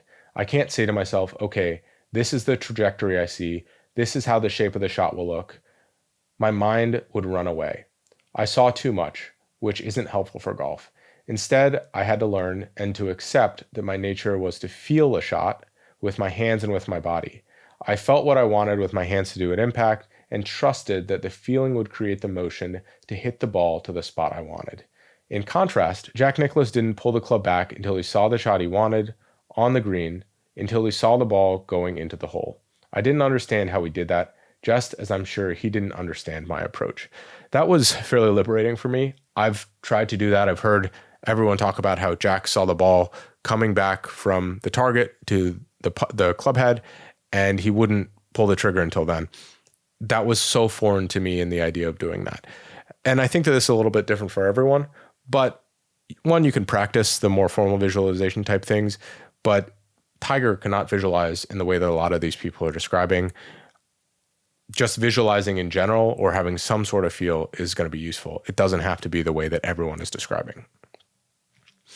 On the other hand, I think Tiger uses some pictures rather than the movie mindset that Jack Nicklaus does. He sees the ball doing this. Tiger can still probably putt to the picture of the hole in his head, but it's a little bit different from seeing the whole scenario playing out.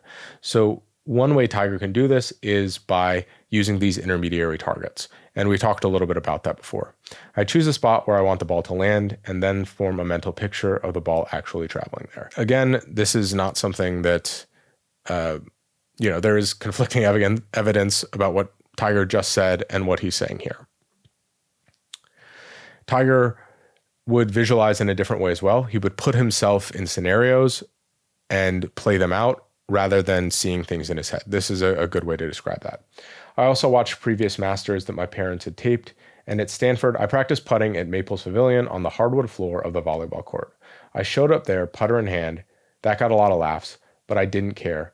I hit a lot of 40-foot putts, just touching the ball, trying to put a soft stroke on it.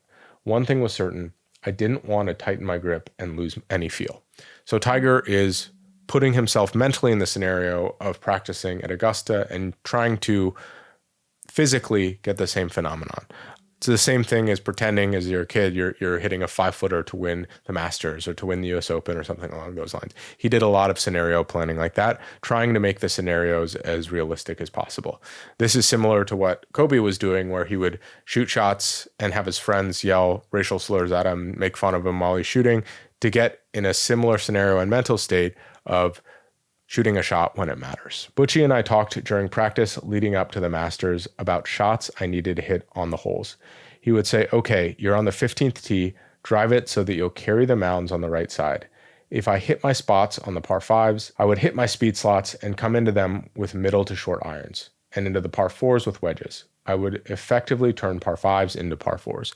So this is again an example of that scenario planning. So rather than imagining the shot before he hits it, this is in his practice. He's imagining hitting real shots on what the hole would look like. This is something that I think we're all capable of, is essentially seeing what the hole looks like, but not necessarily playing the movie in our brain of what the shot looks like. We're hitting the actual shot to the scenario that we've planned out before us. The tour can get some pretty big galleries, and there's always a lot of movement I sometimes find distracting. By forming a little tunnel with my hands, I can focus on reading my line. So there's also physical things you can do to change your visual parameters. So Tiger would put his hands around his head, essentially making blinders for himself when he reads putts. And while this isn't necessarily visualization, this does have to do with the visual field and zoning in and focusing. And I thought this was a different, unique way that he is influencing what he is seeing in the information that he's taking in or utilizing to perform in general. So this next section is on self-talk. So Tiger, from an early age, had a very, I wouldn't say unique way of talking to himself, but he is very aware of what he says to himself and about himself. We talked about this first when we were talking about the affirmations that his dad gave him and the tapes Jay Brunza had him listen to. We also heard him talk about this when he was talking about pursuit of perfection and never being satisfied. There were things like great that he never said. So I want to go back to what you were talking about at an early age with his self-talk and the tapes that his dad was giving him for him to repeat over and over again. So again, Tiger was filling his mind with words that were intended to make him great. He even wrote some of the messages from the self-help cassettes on a sheet of paper that he taped to his bedroom wall. I'm going to reread them again because I think that these are good things to replicate even in our own lives in terms of affirmation. I believe in me. I will own my own destiny. I smile at obstacles. I am first in my resolve. I fulfill my resolutions powerfully. My strength is great. I stick to it easily, naturally. My will moves mountains. I focus and give it my all. My decisions are strong. I do it with all my heart. So there's a whole science to self-talk. Hopefully I will do a specific episode on that. Please let me know if that's something you're interested in. But there's a couple tenets. So during self-talk, during any form of affirmation, you don't want to tell yourself things that are not true. So all of these things that he's describing could at least feasibly true. If you're not the best golfer in the world, or you haven't proven anything to yourself, let's say you're a 20 handicap that's just starting golf, telling yourself you're the best golfer in the world is inauthentic. Instead, telling yourself you're capable of achieving greatness in golf, you're capable of improvement, you're capable of progress is very effective. There's also differences in using the first person versus using the second person you. So I believe it's a little bit more effective to use you rather than I when you're talking to yourself. That is another nuance around how to talk to yourself in the most effective way possible. I'm going to go do a little bit more of a deep dive into that self-talk for my own personal interest, and I'll try to put together an episode related to that down the road.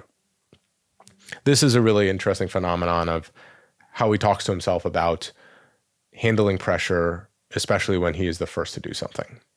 The ball didn't know I'd only been a pro for 7 months, and it didn't know I was only 21.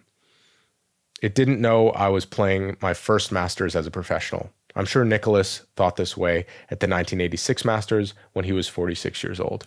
So if we look at things in objective terms, it's just as Tiger said. The ball doesn't know anything. The clubs don't know anything. Those things don't matter in the scheme of hitting as few shots as possible to get the ball in the hole or over the course of a tournament. Those are human constructs that we create that give additional pressure. If we simplify things down as much as we can, all the other stuff is meaningless to Tiger.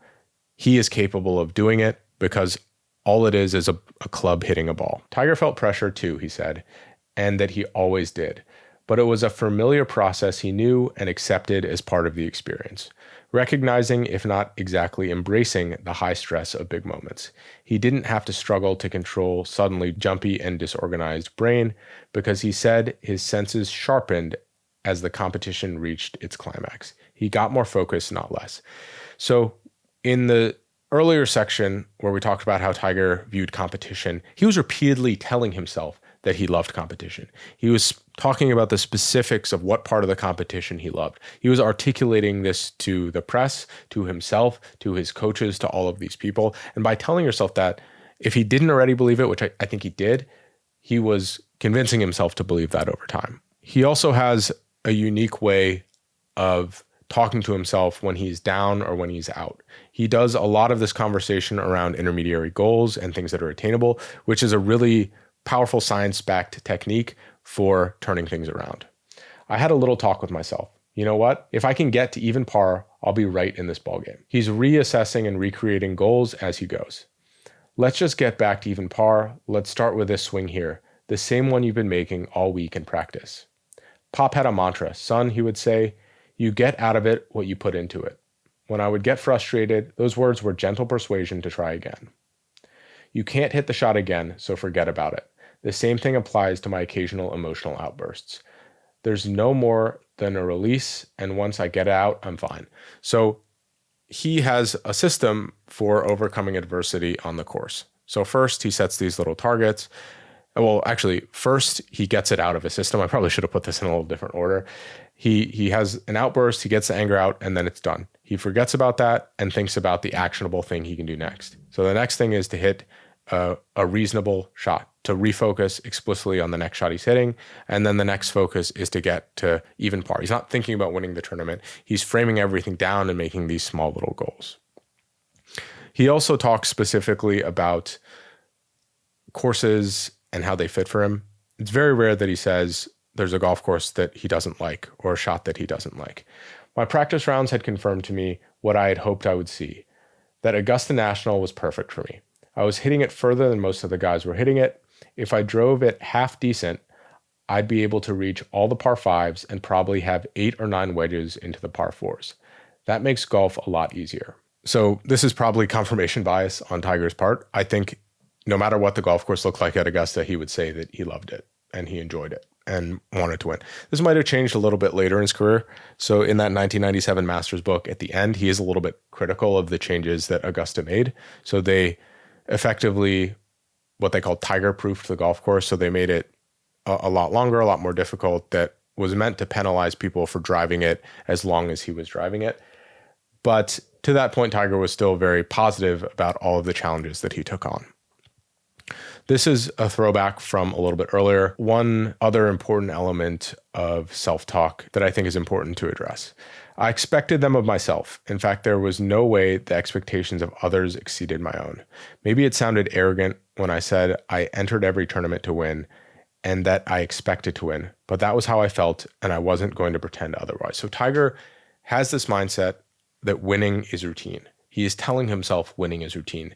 Winning is expected.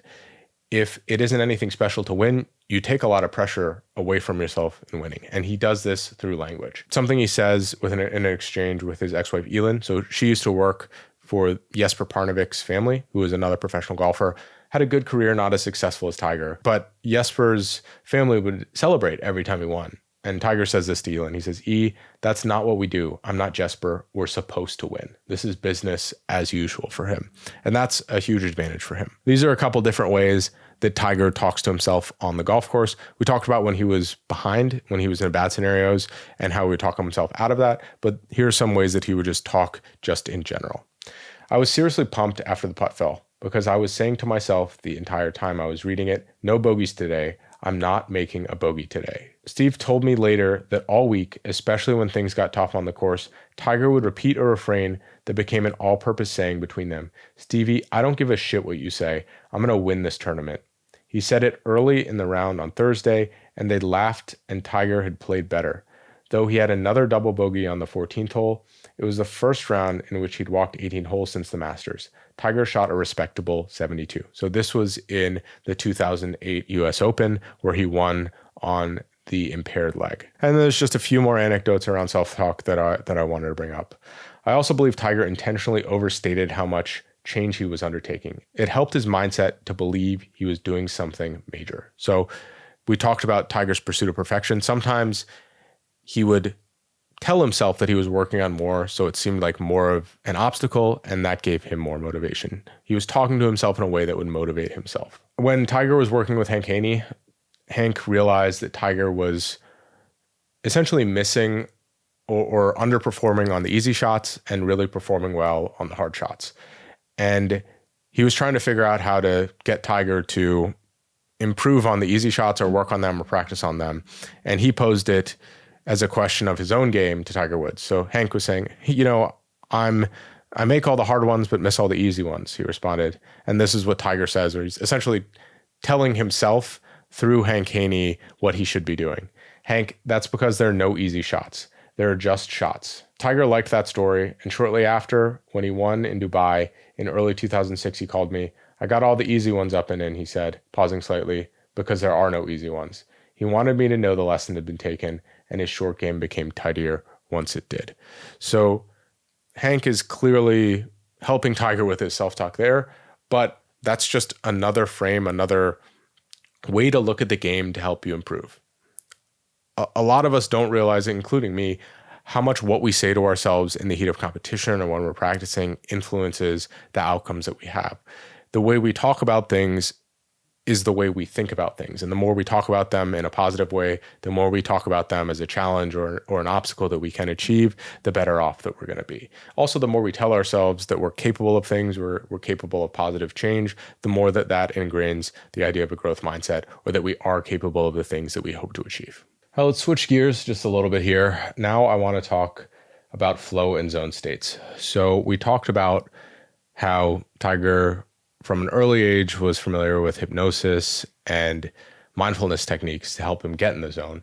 But what does a zone look like for Tiger? So the more we look at how professional athletes, great athletes, feel when they're in zone states or when they're in peak performance, I think it's better for us to understand and observe when we do it ourselves, or maybe we realize we're not in the zone very often, or we're not in these states or these elevated states. So I have a lot of case studies where Tiger is feeling or describing what he's like in these scenarios.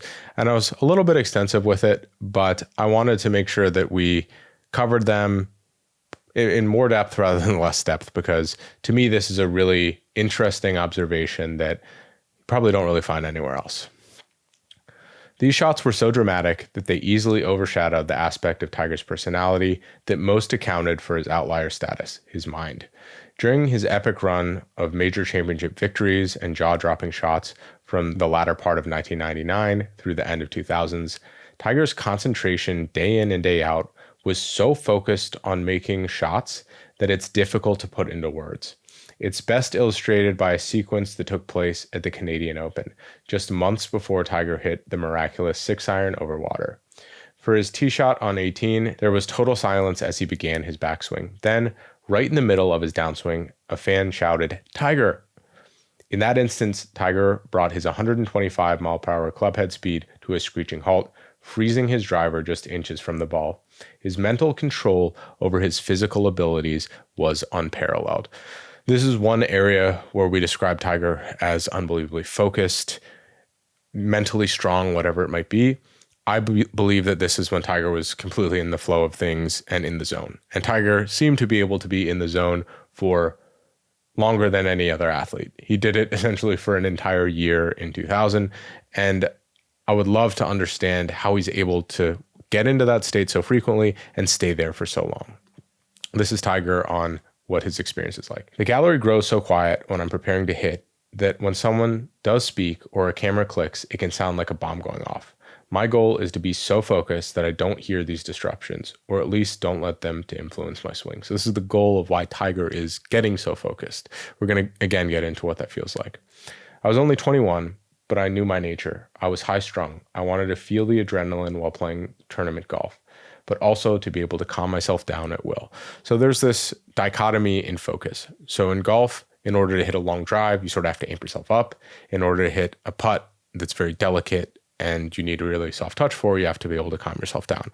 So Tiger is able to ramp himself up and calm himself down, unlike probably anyone before. That requires complete mastery of his own mind in these circumstances.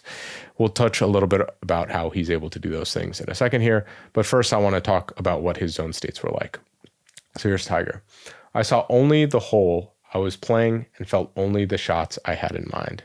I was totally absorbed in the first shot. It was as if nobody else was there, and yet the spectators had to be 10 deep around the tee and back to the clubhouse. All I saw was the first fairway stretching away from the tee. I was focused on where I needed to place the golf ball and how I would place it to set up the next shot from a proper angle, to either attack the pin or play a defensive shot. I had drifted into my own little world. He was once asked by a writer how he managed to avoid getting distracted by the unusual number of golf bunnies behind the ropes at his tournaments. He replied that he didn't notice them. His focus, he said, was on getting his ball in the hole.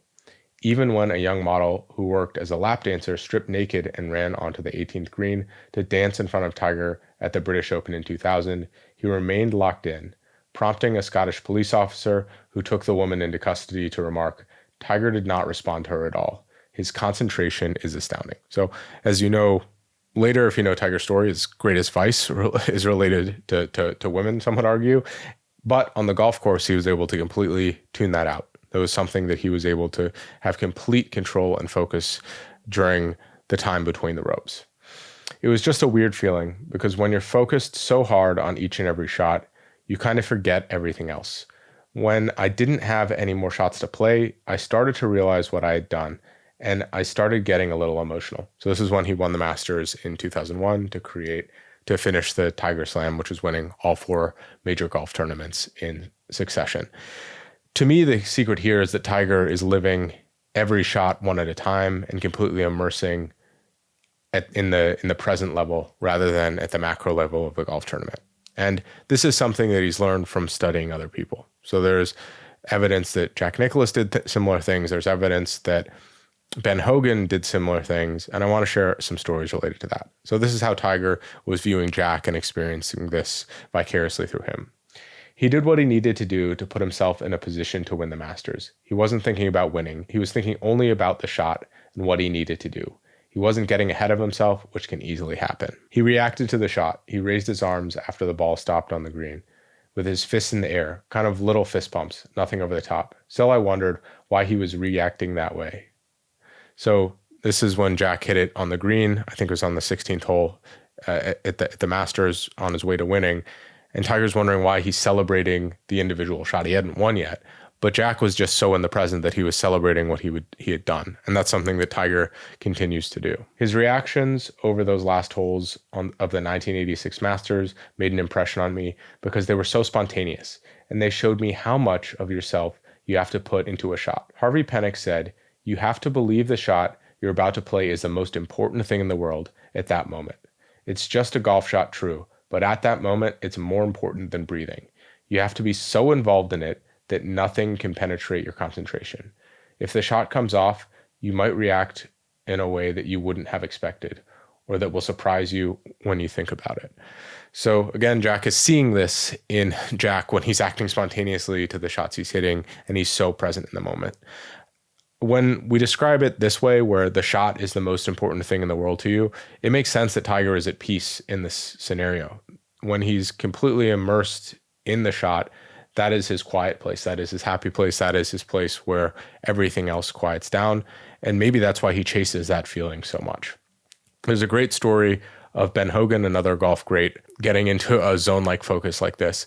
And it was when he was playing in the Masters. So I believe it was Butch Harmon's dad also played in the Masters. I believe he won it once, but he was paired with Ben Hogan, and Butch Harmon's father makes a hole in one, and they finish the hole. Ben Hogan goes, "What did you make on the hole?" He was so focused on his own performance. He made a birdie. He didn't even realize that his playing partner had made a hole in one.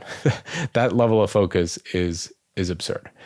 And this level of focus, these types of things, getting into the zone state, it goes even before the round of golf. So Tiger is someone who is very intentional and conscious about getting into that zone or helping himself get into the zone as part of a routine before he plays. And these are some examples of that.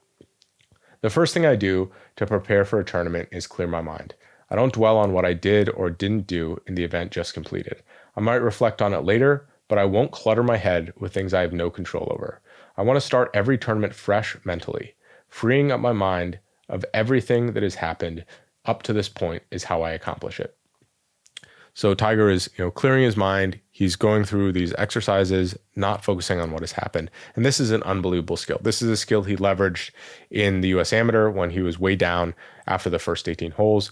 This is something that Tiger does here. Tiger isolated himself. On a couch outside the ladies' locker room, he put his head back and closed his eyes. For an hour, he spoke to no one, choosing instead to practice the mind relaxation exercise Brunza had taught him. When he emerged for the final round, he had a blood red golf shirt, a red brimmed Stanford cap, and a no-nonsense Steely glare. And he goes back out to come from way behind to win the US Amateur that year. Tiger says, "I could talk all day if I wanted to, but I learned early that I played my best golf when I cut off any conversation and got zoned in for the shot. More than anything, though, I like to be on the course with my dad, often only the two of us. It was peaceful when we played on the Navy course in the evening." So Tiger, he can talk, he can do these things, but if he is preparing for major competition, if he's preparing for any golf tournament, he knows he gets the most out of himself when he's isolated. We also talk about flow states and how to access those. So flow is about letting go. The clutch state is about essentially forcing things to happen, and it's a lot more exhaustive. Tiger, surprisingly, is someone who plays in that flow state a lot. So he, from the mindfulness, from maybe the Buddhist background, he is very aware that things could go well or could not go well. He does not have control over a lot of things. He lets things happen. He lets his practice, all his hard work speak for himself. I needed freedom that comes with playing. By playing, I mean I don't need to force things or overthink the swing. I was executing the old idea that you can't think and swing at the same time. This is one last thing I find interesting about how Tiger would prepare. If I don't have it when I arrive at the golf course, I'm not going to find it in the 30 minutes warming up. My purpose is to establish my rhythm. So he's not practicing before he plays in the sense of he's trying to work on a swing thing. He shows up with what he has and uses that to the best of his ability. He can use all these other triggers to help him get into a flow and zone state to work with exactly what he has at the tournament. He's not forcing anything in the sense he's not trying to force a swing. He's working with what he has. He also uses a lot of these different techniques to calm himself. We talked a little bit about what those would be in how he talks to himself and does that, but there are other techniques that he uses to calm his nerves and allow him to execute in the best way. The converse of this was Tiger's ability to flash intense anger after a bad shot. He did this a lot and was always criticized, but he was an expert at getting rid of all the negative emotion by the time he arrived at his next shot. He told me that he often got angry on purpose because it allowed him to get rid of frustration and also served to motivate him to improve his focus. While most players who throw a tantrum produce too much cortisol, the chemical that increases the heart rate, clouds the mind, and tenses muscles, Tiger was like a yogi who could level his emotions seemingly at will. So even anger or intense anger or an outburst is a tool for Tiger to get rid of anxiety, get rid of the frustration he had, and move on. It was my fault, and I took those 10 seconds my father taught me to use. I let my anger out and got ready to play the par 3 fourth, which I parred with a decent shot. I was back in that obsessed with the shot at hand state, feeling the swing, hone on the target, and proved that to myself when I hit a big drive on the 5th and a sand wedge to 2 feet for birdie. So this 10-second rule Earl was talking to Tiger about is essentially you have 10 seconds to be as angry as you want. You can do whatever you want, but at the end of that 10 seconds, it's done. This is another mental tool that we can all use to hopefully get over some adversity in any of the things we're doing. Sometimes it is okay to let loose some anger. We can't all be calm all the time. Tiger couldn't be. But as long as you have a mechanism for dealing with that, that's what's important. I was upset that I'd made so many bad swings, and worse, that the feel of a good swing had deserted me. I was hot inside. Then, just before I stepped on the 10th tee, I let go of that anger and calmed myself. I was thinking of the feeling I had the week before at Islesworth. So he's using his memory. We talked about this in the section before. I reread this quote, but he's able to use his memory of previous good events to be able to create the mindset and the calm that he was looking for. And this is on Tiger and how his mom was able to help him cultivate this mindset. She taught me to internalize anything I was feeling and to find peace from within. I found that peace the most when I was on the course and in the tournaments as I moved up the ranks and on the PGA Tour, especially between the ropes. Specifically, Tiger is able to calm his mind by using his body, using physiological things, and these are some examples of that. Golf's a weird game. You need to feel both a sense of power when you want to rip a drive down there and almost subdued when you're facing a delicate shot over a bunker to a pin just on the other side, with the green running away from you. I learned how to control my heart rate through breathing. Not that this was ever easy. Now it's time to take my heart rate down because I was about to play. I was aware of the level I needed my heart rate to be to play shots, when to get jacked up, and when to calm down. There was a certain level I wanted to play at when it came to the energy I needed to put into my swing. I controlled my heart rate through my breathing. I was able to get into an almost meditative state on the course when required. So these are, again, some examples. Tiger is using his breathing, that phenomenon, to control his mind as well as his physiological response. Knowing how and when to jack yourself up or calm yourself down are two things. For example, if I need to hit a big drive and I've been a little lethargic, I can get the adrenaline going immediately. On the other hand, I can throttle back on a shot simply by composing myself and inducing calm. So this is a phenomenon we saw before. So Kobe Bryant did something similar. He knew when he needed to get jacked up. He knew when his mind needed to do something different. He knew when his body needed something different, and he adapted accordingly. Tiger's version of that, I think, is even more impressive because he has to do this on the shot level. He has to do this over the course of a round of golf, not just for the beginning of a basketball game or for a specific scenario. I think Tiger is probably a master of this in compared to other people. I observed that he got his best work done when he knew he had a lot of work to do. It was when he was most determined, least questioning, and most focused. But the moment he perceived that he was just refining, that was when his focus and work rate went down and the experimentation went up. As Butch found, maintenance was the wrong theme. Tiger thrives on the chase. So Tiger is able to get into this immense focus when he is pursuing something. If he is not pursuing something like we described before in that pursuit of perfection section, that's when even his focus starts to falter. There's only a couple more parts about focus I want to touch on, but I think they're important, but they're worth keeping in. So there's a difference between on-the-course focus and off-the-course focus. So in order for Tiger to be as successful as he was in his career, he had to focus and zone in when he was practicing as well, not just when he was playing. A big part of performance at the highest level is being able to stay focused and purposeful when you're practicing. Yes, Tiger loved practice. That was a place where he felt at home, but there were things that he had to do in order to get into the right mindset for that even. This isn't just practice, it's also off the course during a tournament week or things along those lines. Nothing changed in my routine. We'd gone to Arby's on the way home after the third round as usual. Then, the night before the final round, I slept really well, getting 8 or 9 hours. I would usually sleep this well only when I took a lead into a final round of a tournament. My mind was at ease, and I had no concern about my game. There wasn't much to worry about because I didn't think my swing or concentration would leave me.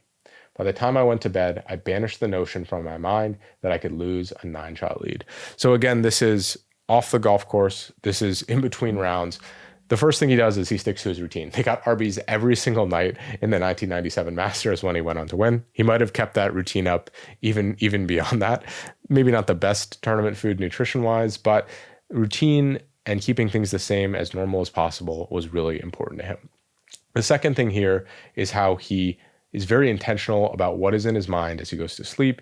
He's very intentional about his approach off the course almost as much as he is on the golf course. I'd mentioned this before, but the idea that Tiger isn't worried about his golf swing when he's leading a golf tournament, he's not worried, is a really interesting phenomenon. He gets confidence in the work that he's done to that point. He's leading the golf tournament. He must be the best in the field to this point. The data, the evidence suggests that he would continue to do that. And he's built a lot of a backlog, a lot of catalog in his mind to be able to create that attitude about himself. I'd run track in high school, and getting out by myself had been a routine of mine for a few years, including during tournaments. I felt peaceful out there in the darkness and could let anything and everything flow through my mind. Running for me was meditative. I could run off any kind of stress, anxiety, excitement, and nervous energy. Sometimes while running in bad weather, I'd want to stop because it was rainy and cold, but I wouldn't let myself quit. And I would use the situation as motivation. Running in nasty conditions gave me an opportunity to test my will, maybe even build it. I think of something Muhammad Ali said, that the will must be stronger than the skill. I wanted to see myself as an athlete and do things that athletes do. So again, he's using running as meditation, but he's also using it as this function to train himself and to encourage himself to practice and train harder. At the conclusion of your run, take 10 to 15 minutes to cool off before beginning the rest of your workout. During this time, completely clear your mind of all thoughts. Train yourself to think of nothing at all. You'll be surprised how refreshed you feel afterwards.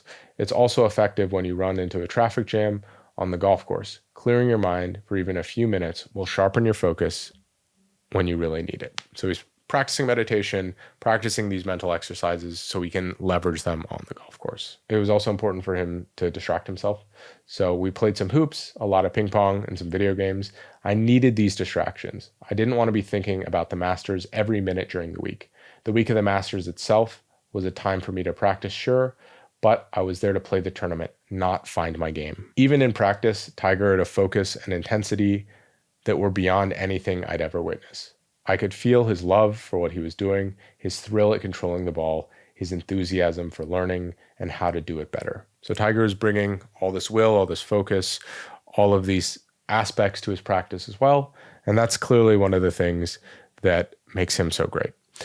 But at the same time, Tiger is still human. He has the thoughts on the golf course that we all have, that you're in the lead, all of these crazy things are happening. How does Tiger deal with these intrusive thoughts about winning, what it's going to be like, putting the cart before the horse? Part of the task I set for myself Sunday was to let thoughts of what was swirling around me drift through my mind. It would have been foolish of me and not productive to try to force the thoughts out of my mind. My attitude was to let them wash over me. So rather than thinking about them, hanging on to them, very meditative, very mindful, to just let them wash over and not put any hooks in, not think too much about them. He doesn't force them out, he just lets them wash over him. That is a skill that we can develop in practice. Still, the thoughts of winning the Masters did flit through my mind, and sometimes for a minute or two. Could this really happen? Was I about to become the youngest golfer to win the Masters? Would winning create opportunities in golf for minorities, as many people were suggesting? What would winning mean to the black golfers before me who had suffered in a world where the color of their skin mattered to people, and in which they didn't have the opportunities I had, not even close? Would winning a golf tournament, even the Masters, really have the social significance that was predicted? The only way to find out was if I went and stuck to my game plan and won the green jacket. So Tiger's having these really real thoughts as he's playing the last round of the Masters in 1997. These are things that a mere mortal would think through, but he's realizing that that's only reality if he does what he's supposed to do, and he's able to not necessarily get rid of these thoughts, but able to refocus in the present by doing these. I didn't try to push these thoughts out because they made me feel good. They were sweet, warm thoughts, and I smiled inside. To the outside, I'm sure I looked extremely focused, and I was, but there was room to enjoy the moment, to appreciate what was happening, and to appreciate the people who had come before me and who had accompanied me on the journey. So Tiger knows he has work to do for these thoughts to come true. But on the other side, if the thoughts are not going to negatively affect him, if they're positive, warm thoughts, if they're things that can help him improve his performance by relishing and being grateful, those aren't things to necessarily banish. He's allowing himself to focus on the good things, but not answer the questions or think about the things that would detriment his game. This is where I kind of want to end the zone and flow state section.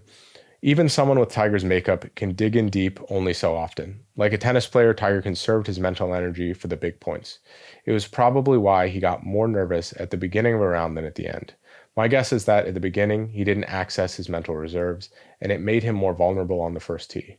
But at the end of the round, when Tiger went to the well, he always seemed to find what he was looking for. In sudden death, he went there one more time on the downhill 15-footer for the winning birdie and drilled it. So Tiger is human. There's a limit to how focused he can be, but he was also strategic about how he would use his energy. And I think that that's an important observation to make. One, training your mind, staying in a zone state, getting into a flow state.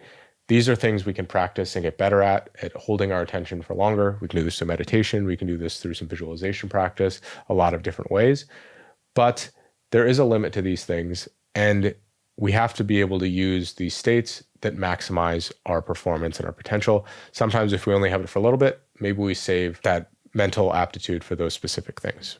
Related to focus is Tiger's approach to pain management. Tiger played through a legitimate broken leg and a torn ACL for, as I'd mentioned, 25 to 30 miles of walking, which is pretty impressive. And how was he able to do that? Was it focus? Were there other constructs? As we talked about with Kobe, the pain is not as big as the moment. But what happens when the moment takes place over 5 days with 6 hours a day where you're on the course and practicing and doing these things? How can someone travel so long in that much pain? His thought process was consistent with that of other elite athletes who try to play through pain. There's a difference between being hurt and being injured. If I'm hurt, I can deal with the pain. Pain is no big deal. I can block that out. But when I'm injured, my body doesn't respond. In other words, as long as he could still compete and win, Tiger determined that he wasn't injured. He looked at his situation as if through a straw, focusing solely on here and now. So even though Tiger's knee was thoroughly compromised, it did affect his swing. His mindset was that if he can play, he can win. And that simplicity that he's created for himself is something that was an incredible driving force. He says the mind is a powerful thing. I needed to develop my will, not only because mental strength could be such an asset in golf, but also because I'd already had some surgeries with their accompanying pain during rehab and recovery. My first surgery occurred in 1994 when I was at Stanford with the removal of 2 cysts sitting on the saphenous vein on my left knee and hitting my saphenous nerve. So Tiger, to that point in 2008, when he was able to accomplish this incredible feat of pain management, he had training, he had practiced, he had played through pain before, he knew what to expect, and he also trained himself through physical pain in training before, through physical pain, through playing golf, through hard workouts, through mental training. This was all preparation for an event like this. This is how he viewed some of the pain he experienced before. So I won't tell the whole story, but he went out after that first knee surgery, and the doctor said he shouldn't play, and he played anyway. And he was in so much pain, but he didn't tell anyone. He went out and shot 31 on the front nine. He realized he could play well with the pain, and that was the lesson that he needed to take out of that. He also found immense challenge in the idea that he was overcoming an injury, and he was winning in spite of that. So Tiger had played so well in late 2007 and early 2008, winning 9 of 12 tournaments with 2 seconds and a fifth, that Rosenberg, who was the doctor, had expected Tiger to still have a functioning ACL. Once Rosenberg was inside the knee, he considered repairing the ACL on the spot. He didn't because Tiger was unconscious and couldn't give full consent. From a medical standpoint, it was hard to reconcile the condition of Tiger's knee with his performance. He had won 9 of his previous 12 tournaments, and he did it with a severely compromised left knee. In the 3 tournaments he didn't win that stretch, he'd finished second twice and fifth once. So again, this is an unbelievable stretch where Tiger was playing with a torn ACL. This was before he fractured his tibia. He did that later before the tournament started, but he had this unbelievable stretch with 1 ACL. Tiger answered with a phrase that he'd repeat several times the next month. It's just pain. Then he started putting on his golf shoes. Come on, Hank, let's go. So this is after his doctor, Rosenberg, told him he could play, but he probably because he wasn't going to injure his knee worse, but he's unlikely to be able to because he's going to be in so much pain. Possessing an extremely high tolerance for pain, Tiger had been able to play for approximately 9 months without an ACL, thanks in large part to his unusually strong muscles he had built up around his knee. So he also had a safety net where he was working out so much that he had compensatory mechanisms in place. He says, "I'm playing the US Open and I'm going to win it." That's just what we do as athletes and competitors. You have to deal with it. But it's trying to get up every day and knowing you have to go to the gym and bust your butt, and it's gonna hurt, and you're gonna put yourself in a different place, a different state of mind. For me, I enjoyed that part. So Tiger enjoys this challenge. To him, this is the ultimate challenge of being able to win in a severely compromised way. Tiger, I think that there was some darkness in him around him believing that he was a true athlete, which he was, but a lot of people viewing golf not as an athletic sport. He believed that playing through pain like this, playing through an injury, is something real athletes do, and he did that as well as any athlete out there. So the challenge for him, I think, is what really motivated him to be able to work through this injury. Just as Kobe was dealing with his last Achilles injury, a lot of people said that would end his career. And what motivated him was he wanted to end his career on his own term. It was a challenge for him to recover from something that late in his career. All of this mental stuff that we're talking about with Tiger contributed to what a lot of people call the Tiger effect. Everyone in professional golf was so intimidated by Tiger Woods. Tiger had a presence in the game of golf like very few people had before. There was essentially nobody in Tiger's prime time who was able to challenge him in a meaningful way. And if they did get a leg up on him later, he eventually always overcame them in a few different ways. If Tiger had the lead on Sunday, you could essentially see the rest of the field wilt. And first, this comes from his good performance. This comes from his ability to play through pain. This comes from his unbelievable, cold-blooded, unemotional mindset. But there's also some other tricks that he played that I think are pretty interesting. And he was very intentional about cultivating this image. He looked at other people being scared of him as an advantage, and it's an advantage that he wanted to keep up. So everyone on the PGA Tour knew that if Tiger played his best and they played their best, Tiger would win. More important, Tiger knew that they knew it. Things had reached the point where everyone was intimidated by him. Even seasoned pros were unnerved when paired with him, especially on Sundays. Going back to Kobe, Kobe's intimidation game was that he would outwork everyone. If he saw someone in the gym, he would stay there longer, not because he needed to work out more, but because he wanted them to know that he was going to be there longer. Tiger played games like this as well. It wasn't necessarily about practice, but it was about how dominant he could be, about doing things that they thought were physically impossible or unreasonable in scenarios, and he would essentially hold this mental edge over them because they're saying, how could he do this in this scenario? I know I can't do that. At the tender age of 23, he had more shots in his repertoire than anyone on tour. Yet when he needed to intimidate an opponent, he could always remind them that he still possessed far more power than anyone in the game. Nowhere was that more evident than in the first event of the 1999 season in Spain. With the American Express Championship on the line, Tiger stepped to the first tee in a sudden death playoff and launched a 344-yard bomb. Challenger Miguel Angel Jimenez gazed in awe as the ball cruised down the fairway as if turbocharged. So talk about intimidating. Tiger gets up, fearless, and stripes one down the middle. Tiger knew how to play that to his advantage. Maybe it wasn't the most intelligent shot to hit at the time, but he did the arithmetic that the opponent he was playing against in sudden death, so there's no other field, all he has to do is beat one guy, that mental advantage could help him win the golf tournament. But it could also make a statement to other professional golfers who might want to challenge him in the future. Sometimes Tiger would raise himself into that zone when he wanted to impress another player. It might happen at Isleworth when a fellow pro, whom he didn't see very often, or maybe even didn't like very much, would stop to watch him hit balls. After briefly acknowledging the player, Tiger would shift into another gear. It was interesting to observe the player's reaction. Sometimes a shot would draw an audible "whoa," but even when nothing was said, I could see that player was leaving with a mixture of awe and discouragement. When we were alone again, I'd say to Tiger, "Sending a little message there, huh?" He'd just smile.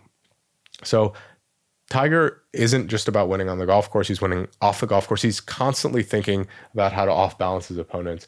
This sort of plays into the larger strategy that Tiger has we'll talk about in a little bit.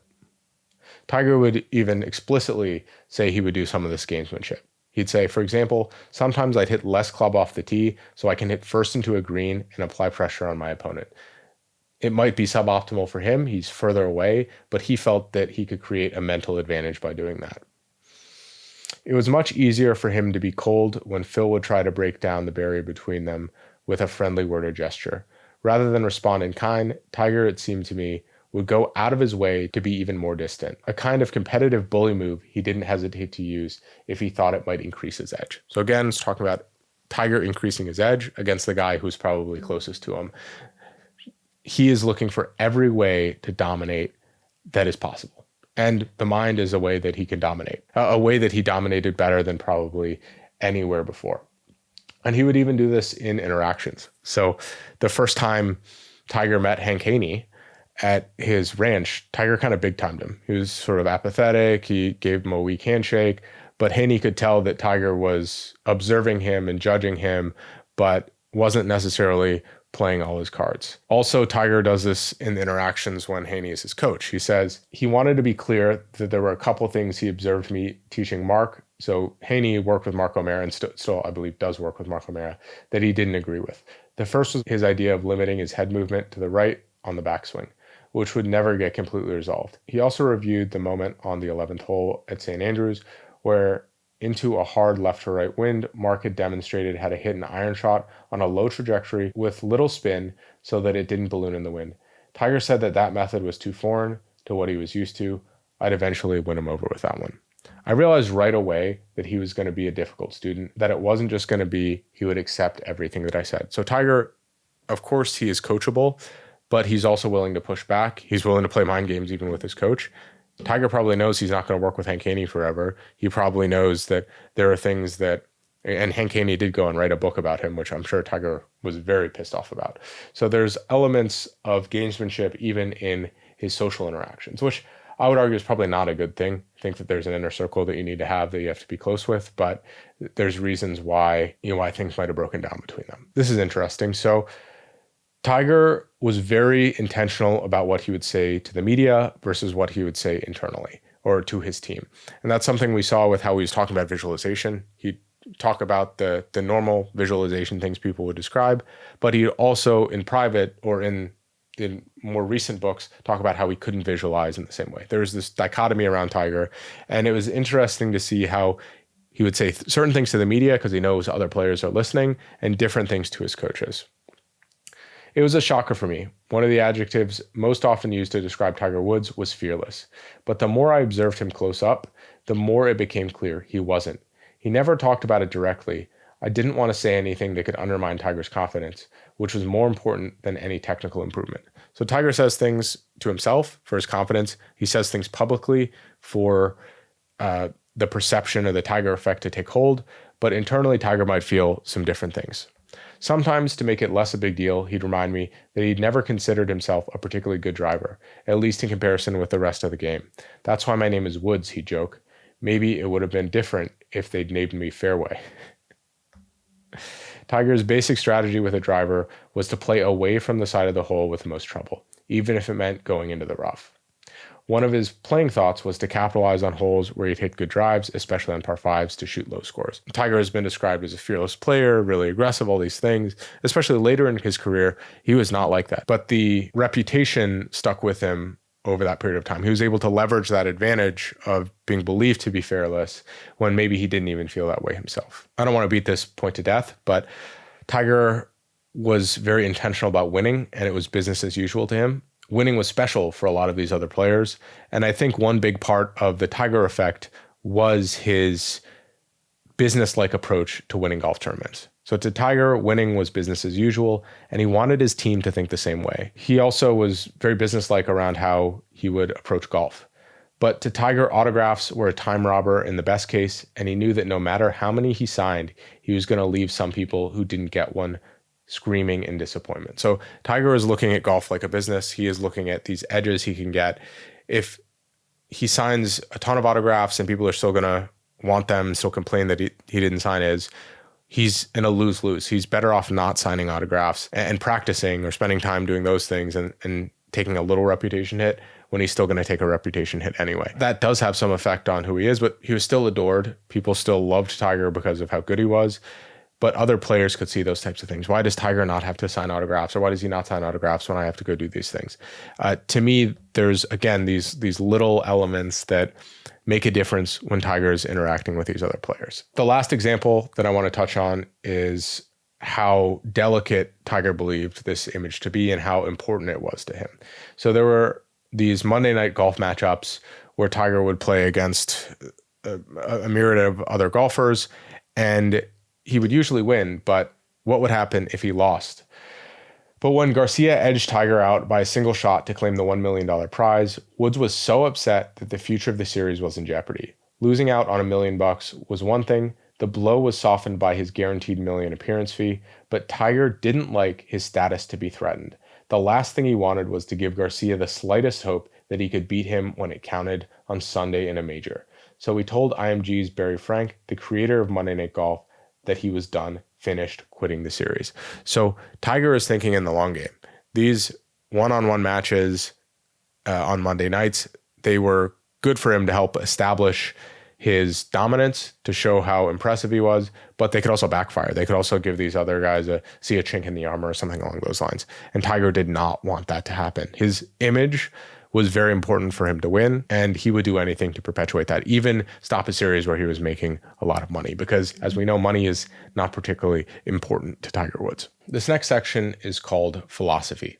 So Tiger has some very specific views on his view of failure, his approach to waiting and patience over time to achieve good results, as well as his view of confidence. So we're going to dive into some of those things, and then we're going to focus on his strategy that he uses over time. I might have gone a little bit into too much depth in this area, focusing on examples of how he views failures, but how elite athletes, elite achievers view failure, to me, is one of the most important things that we do when we study them, because all of them have experienced failure, even if it doesn't seem like it on their ascent. The most we can ask of ourselves is to give it our best shot, knowing that sometimes we fail. We're often defined by how we handle that failure. So those are Tiger's own words. Truth is, we fail more often than we succeed. You can't let those failures get to you, because they will erode your confidence and chip away at your psyche. So golf is an interesting sport. Even Tiger, at the peak of his performance, was winning at maybe a 26% clip. And if we view golf in the scheme of things, it's a sport that you lose more than you win. You're playing in big fields, around 150 people for the average tour event. And so you're not likely to win very often. It's more about managing your failures, but it's also about, in the micro level, managing your bad shots. You hit less really good shots than you hit bad shots. And golf is measured by your misses, not necessarily by the best shots that you hit.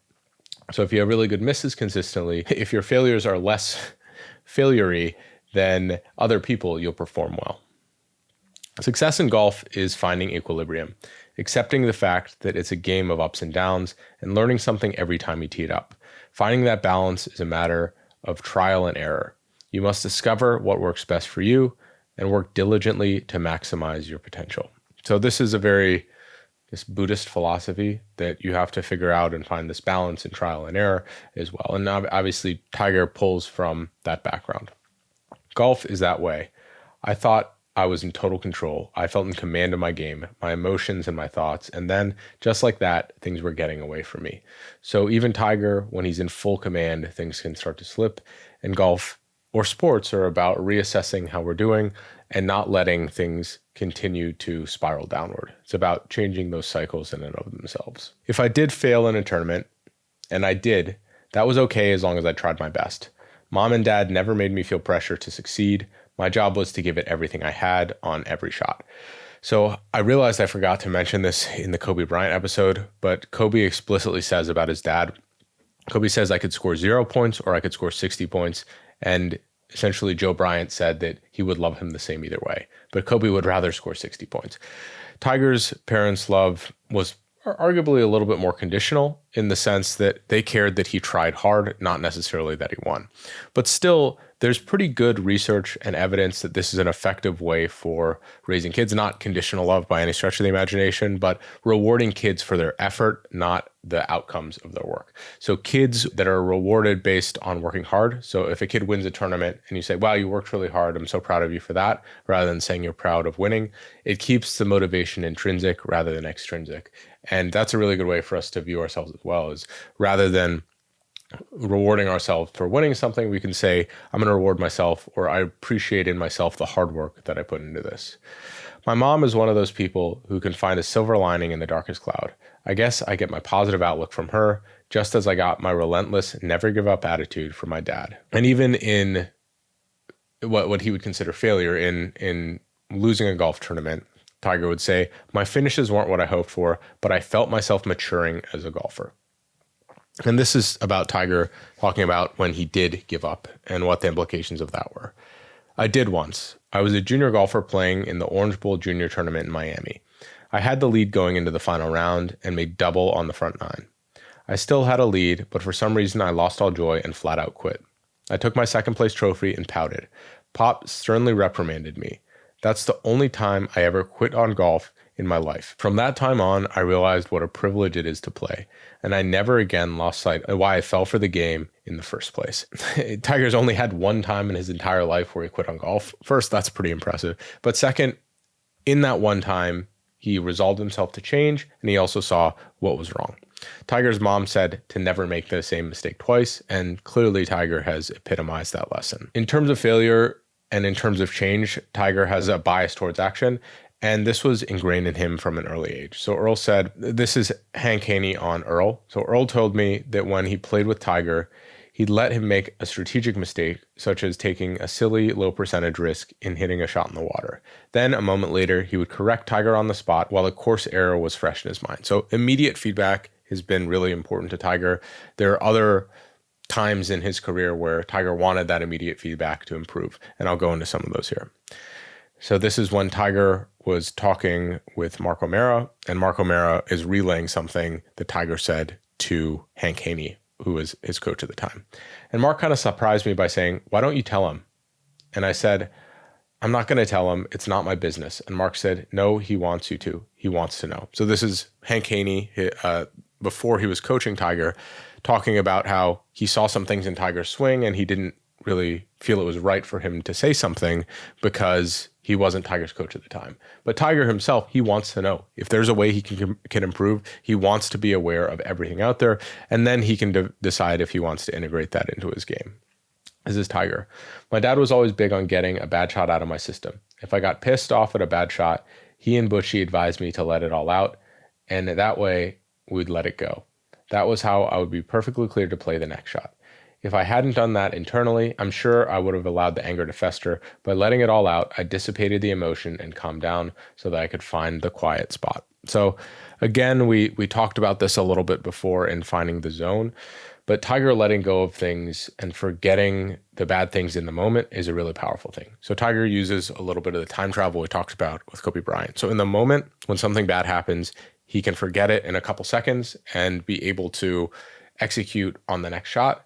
But he can, in the long term, remember it to learn from it, which I think is a very important skill for us to learn. How can we completely cut off the failure we just had, have a short memory about that, but have a long memory in trying to use those things to help us improve? This is another example of Tiger wanting to have immediate feedback. Hank Haney saw something in his game, but it was right before major championship, and he didn't know if he should have told Tiger or not. This is what Hank was saying to Tiger. I probably should have said something to you. He didn't say anything right then, but the next time we got together, a couple of weeks later, he said, I need to talk to you. At Baltusrol, you told me you saw something and didn't say anything. You can't do that. If you see something, I want to know. He didn't say it cost him the tournament, but in my mind, to this day, I think maybe I did. I made a mistake at Baltusrol. So that's Hank Haney saying, I should have talked to Tiger. Tiger wants to know. We should let him in and know. Something else that I think is important for Tiger is that if you fail to challenge yourself, you're not going to be improving. So failure is baked into the process of improvement. So you have to have some acceptable level of failure or else you're not getting better. And as we know from Tiger's motivation, improvement, learning, pursuit of perfection is what drives him. That the natural other side of the coin of that is having some failure. Eventually, I went from local junior golf tournaments to national junior golf tournaments to national amateur golf. I eventually won every age bracket growing up, but each time I moved up a bracket, I always started with a loss. I played up a bracket many times, but I got dominated at first. I wasn't good enough. Sure, I could hit the ball a long way for my age, but that didn't mean I would beat the other guys when I played up a bracket. So Tiger is experienced with losing, but he was losing when he was playing up. He was losing when he was pushing himself. He was failing when he was pushing his boundaries. And he knows that that's arguably a good sign. That means he's where he should be rather than just dominating everyone. He knows that to get to the next level, he has to see what's out there. While the time was right, I also hadn't done much in pro tournaments that I'd played as an amateur. I'd never contended in any of the 17 tournaments that I played. I'd made the cut in only 7 of them. So as Tiger is going from college golf to professional golf, he still needs to prove himself there. When he was playing at the professional level, when he was getting sponsors invites to play these tournaments, he hadn't proven himself and he was failing. When he finally did turn pro and he found out he was ready to start winning, he did that. Same thing happened in his first couple of majors. He didn't play that well in the major championships he played in until after he turned pro. It wasn't until the 1996 British Open at Royal Latham and St. Anne's Golf Club, the month before I moved on from the amateur ranks, that I was finally ready to play with the pros. I had made 7 birdies and 11 holes in the second round and shot 66 after an opening 75. I shot 70-70 on the weekend for a 281 total and was low amateur. It helped my confidence to know that I could make that many birdies in one round in a tour event. The 7 birdies in an 11-hole stretch came after I was 1 over for the day and 4 over for the tournament after 5 holes. So Tiger is fully admitting that he wasn't ready, he wasn't prepared, he didn't know if he could do it until he proved it to himself, but he had to experience that failure to be able to overcome those things and become, again, the most dominant golfer ever. I thought this perspective after not winning the Masters in 2000 was really telling. So Tiger had high hopes for 2000. He thought he could be the first golfer ever to win all 4 majors in a year. It was really disappointing. He didn't win the Masters, which was the first golf tournament. He did go on to win all 3 other majors and then win the Masters the next year to get all the majors aligned. But he did lose that first golf tournament. And this is how he approached it. For virtually every other pro, such deep disappointment would have undermined an entire season, but not for Woods. He fed off the adrenaline rush that came from failure, backed by an unquenchable thirst to do things that had never been done in his sport. So Tiger is taking this failure and he's using it as fuel. That is something we see great athletes do time and time again. They use all these different forces for fuel. That failure, maybe I should have put it in the other section, that's also something that motivates him, that drives him as well. I'm never intimidated by the problem, though I do get frustrated sometimes trying to solve it. I know the answer is out there. So Tiger is unbelievably tenacious. He's working hard towards the future, the answer that he knows is available. And that's also something he knows. He thinks, although perfection is unattainable, he had mentioned that stretches of perfection are attainable. And he knows that he can get there if he just sticks the course. Regardless of Tiger's poor play, by his standards anyway, he did not get down on himself. Like a true champion, Tiger drew strength from his disappointments, knowing he had experienced these same problems before and corrected them. So he's learning from his history. He's viewing failure as a backlog for him to go to say, oh, I overcame this before, I can overcome this again. We're talking about the injuries before. He had the surgery before on his knee, and he was dealing with knee pain. He was able to play through that and perform well, and so he was able to leverage that years later when he played in the US Open. Here's some examples from play, but maybe not. I turned around real quick in the 3rd round the wrong way and shot 77. That time I was distracted. The lesson was obvious. I needed to be relentless in my determination to stay focused. They took my name off real quick. So this is when he was talking about, he saw his name on the leaderboard for the first time, and then he lost focus and they took his name off real quick. None of this spoiled my first Masters for me. I kept thinking how much I'd learned from my practice rounds and the guys I played with, and from the tournament itself. I needed to sharpen my iron game. My distance control wasn't there where it needed to be. I went all out on my shots into the greens, usually hitting the ball as hard as I could. I didn't have the off-speed swing that was sometimes called for, and I also spun the ball too much because I hit it so hard. So Tiger, in this failure, is observing how he can improve in the next one. For Tiger, effectively, there's always a next tournament, and I think that that's an important thing for us to realize is failure is just a stepping stone to success for him. This is after he shot 40 on the first 9 in the 1997 Masters. Obviously, we have a lot of examples from this because he wrote a whole book on it. But I don't want to beleaguer it, but I think that there's a lot of really good stuff in here. But I knew one thing above all as I walked to the 10th tee: my start wasn't going to finish me. I'd played only 9 holes and had bad start in final matches when winning 3 straight U.S. Juniors and then 3 straight U.S. Amateurs. Then I announced in August 1996 that I was turning pro. So I had read this quote previously as well, but he is referencing the bad starts that had happened before. This failure that he had gone through and recovered from is just more fuel for him to turn things around in the future. He has an amazing ability to be able to pull positives from past events and bring them into the present to gain fuel from them. So this is his first Masters. Great start to my Augusta career. Hit the green in regulation and then hit my first putt off the green. Walking to the second tee, I told myself to pound it over the bunker on the right, and I did. I had a cocky walk off that tee because I'd done what I wanted to do. I had that lesson burned into me for all time when I putted off the first green that first round of my first Masters 2 years before. The trick to playing Augusta was to never hit your approach to where the ball would stay above the hole. So Tiger, 2 years later when he wins the Masters, he's still remembering the lessons from that first Masters on that first green where he made a big mistake. It's also interesting to see how quickly he was able to recover from that first mistake. Yes, he failed in a second, but he's looking at a micro success afterwards by hitting the drive exactly how he wanted to. It's also interesting to see how Tiger responded to losing the record of essentially 100% finish rate when leading majors. So he was bested by Y.E. Yang in the PGA Championship, and you'd think he would be pissed about this. A small tidbit, completely unrelated. I played in front of Y.E. Yang a couple of weeks ago, and he's still really good at golf, but just a weird coincidence. Tiger knew he let one get away, but he wasn't as upset as I'd seen him after some other losses at majors.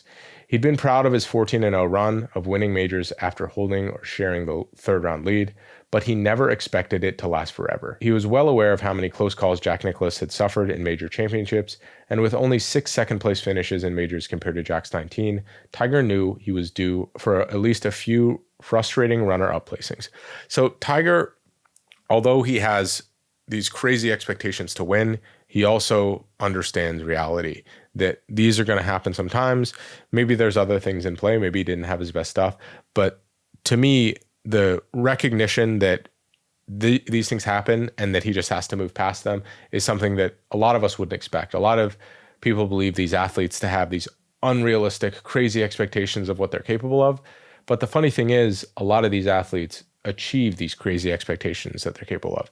A lot of them might be more practical and reasonable than we're giving them credit for. I'd mentioned this a little bit in the memory section, but I wanted to emphasize how Tiger can still pull positives, individual micro positives out of the failures that he has. So even when he loses a golf tournament, he can still find success in them.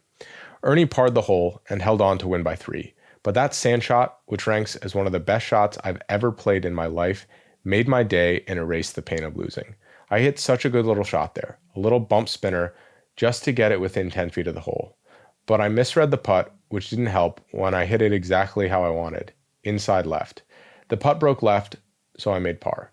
That was a 1 par 5 I didn't take care of, but I felt good about the pitch shot. It was one of the best I hit on any course, and as time passed, one of the best I ever hit at Augusta. So the Ernie example and this second example are separate, but he's remembering the shot. He's remembering the successes, even in the larger failures. Another construct of Tiger's that I really like is his ability to wait. It is simply patience, which is an interesting philosophy. Yes, he wanted to make changes immediately. His idea was that we would integrate it in our game and we'd start working on it so it would be ready as quickly as possible. But he also recognized that anything that he did took time to integrate. Making a swing change was not going to happen overnight. And as amateur golfers, non-professional athletes, we really lose sight of that. We think, oh, I don't get this right now. I'm never going to get this. And even Tiger, it took him over a year to get comfortable with a new golf swing. How am I going to go out there and think that I'm going to figure out a new golf swing in an hour lesson or over the course of a week? That's completely unrealistic. I was making so many changes while still trying to play at a high level. I was getting top 10 finishes, but I wanted more stretches of making swings we were trying to implement. I got it for 2 holes, then 4, then 9, then a whole round, then for 36 holes and 54, and then the whole tournament. So there's this progression that Tiger is going through. Although it's frustrating, he is able to be patient with it. First to make changes, but patient to let them take hold. That is the note that I have there. He is really quick to make them, but again, he is able to delay the gratification and let the changes take place. So the changes, it consisted of me flattening my swing plane a little bit in order to shallow out my angle of approach into the ball and provide a little bit more margin of error. I also had weakened my left-hand grip to make sure the club face wouldn't turn over through impact. It had worked well in practice, but practice and competition are 2 different things. I decided to give that new technique a try. If not now, when? Eventually, you have to put techniques to the fire to see if they hold up. So Tiger is going to put it into play, but I wouldn't say he's not trusting it, but he has to evaluate if these things will work. He knows it'll take time, but he has to evaluate quickly to see if it's something he can work on and eventually can build into his game. This is a little bit more background on the swing change he went through with Butch Harmon. Tiger did not perform well in his first couple US amateurs. He won the 3 US juniors, then he starts working with Butch Harmon through 1997 when he wins the Masters, and then him and Butch do a complete golf swing redesign where he's changing a lot of his position at the top. Butchie agreed and said it would take 3 years for me to refine my game and get it to where I should be able to contend in every tournament I played. That overhaul took more than a year before the changes really started to kick in. So this is a long timeline. We're talking about, even if golfers have a 30-year career, 3 years is a sizable portion of that. 10% of a career making a swing change. Is it worth it? We'll find out. Obviously, I believe it was for Tiger, but that is a sizable commitment to change, and he is able and willing to wait. Obviously, the timelines were a little bit quicker than what Butch proposed, but that's also kudos to Tiger for working so hard and making that happen. The point of the story is the golf swing will always be a work in progress, regardless of how good you are. So this is Tiger during that time period. He says, I'm starting to understand how to play the game of golf a little bit better than I had before. So he's looking at this incremental progress. He is patient with it. But the idea of the greatest golfer of all time, the one who just dominated the Masters, saying that he's starting to understand golf a little bit is pretty funny. And clearly that is how he views it. He is willing to put in this time to be able to learn this over the lifetime. He'd been telling golf writers for the better part of 2 years that he was making changes to his game and that it was going to take time. So Tiger is even willing to tell the media and not necessarily buy himself time or buy himself some lack of pressure from the media, but it's also something he firmly believes. This isn't just with making swing changes. This is even lulls in his career, just when things are not going well. It's interesting to see what his philosophy is on this. Unfortunately, there are times when my touch isn't sharp, my swing isn't there, my swing isn't where I like it, or the putts just don't seem to fall. At those moments, no amount of concentration, positive thinking, or inspiration can make me play my best. I guess it's part of the normal cycle of peaks and valleys that every athlete experiences. So Tiger is recognizing that there are things outside of his control. Again, this is part of that mindfulness. There's part of this idea where we can focus on and control what we can control, but sometimes timing, some of these things, they just work themselves out if we wait a little bit and we just stick to the course. So Butch had given Tiger a 3-year window for changing his swing. Hank Haney gave him a different answer. And it's interesting to see how Tiger approached this.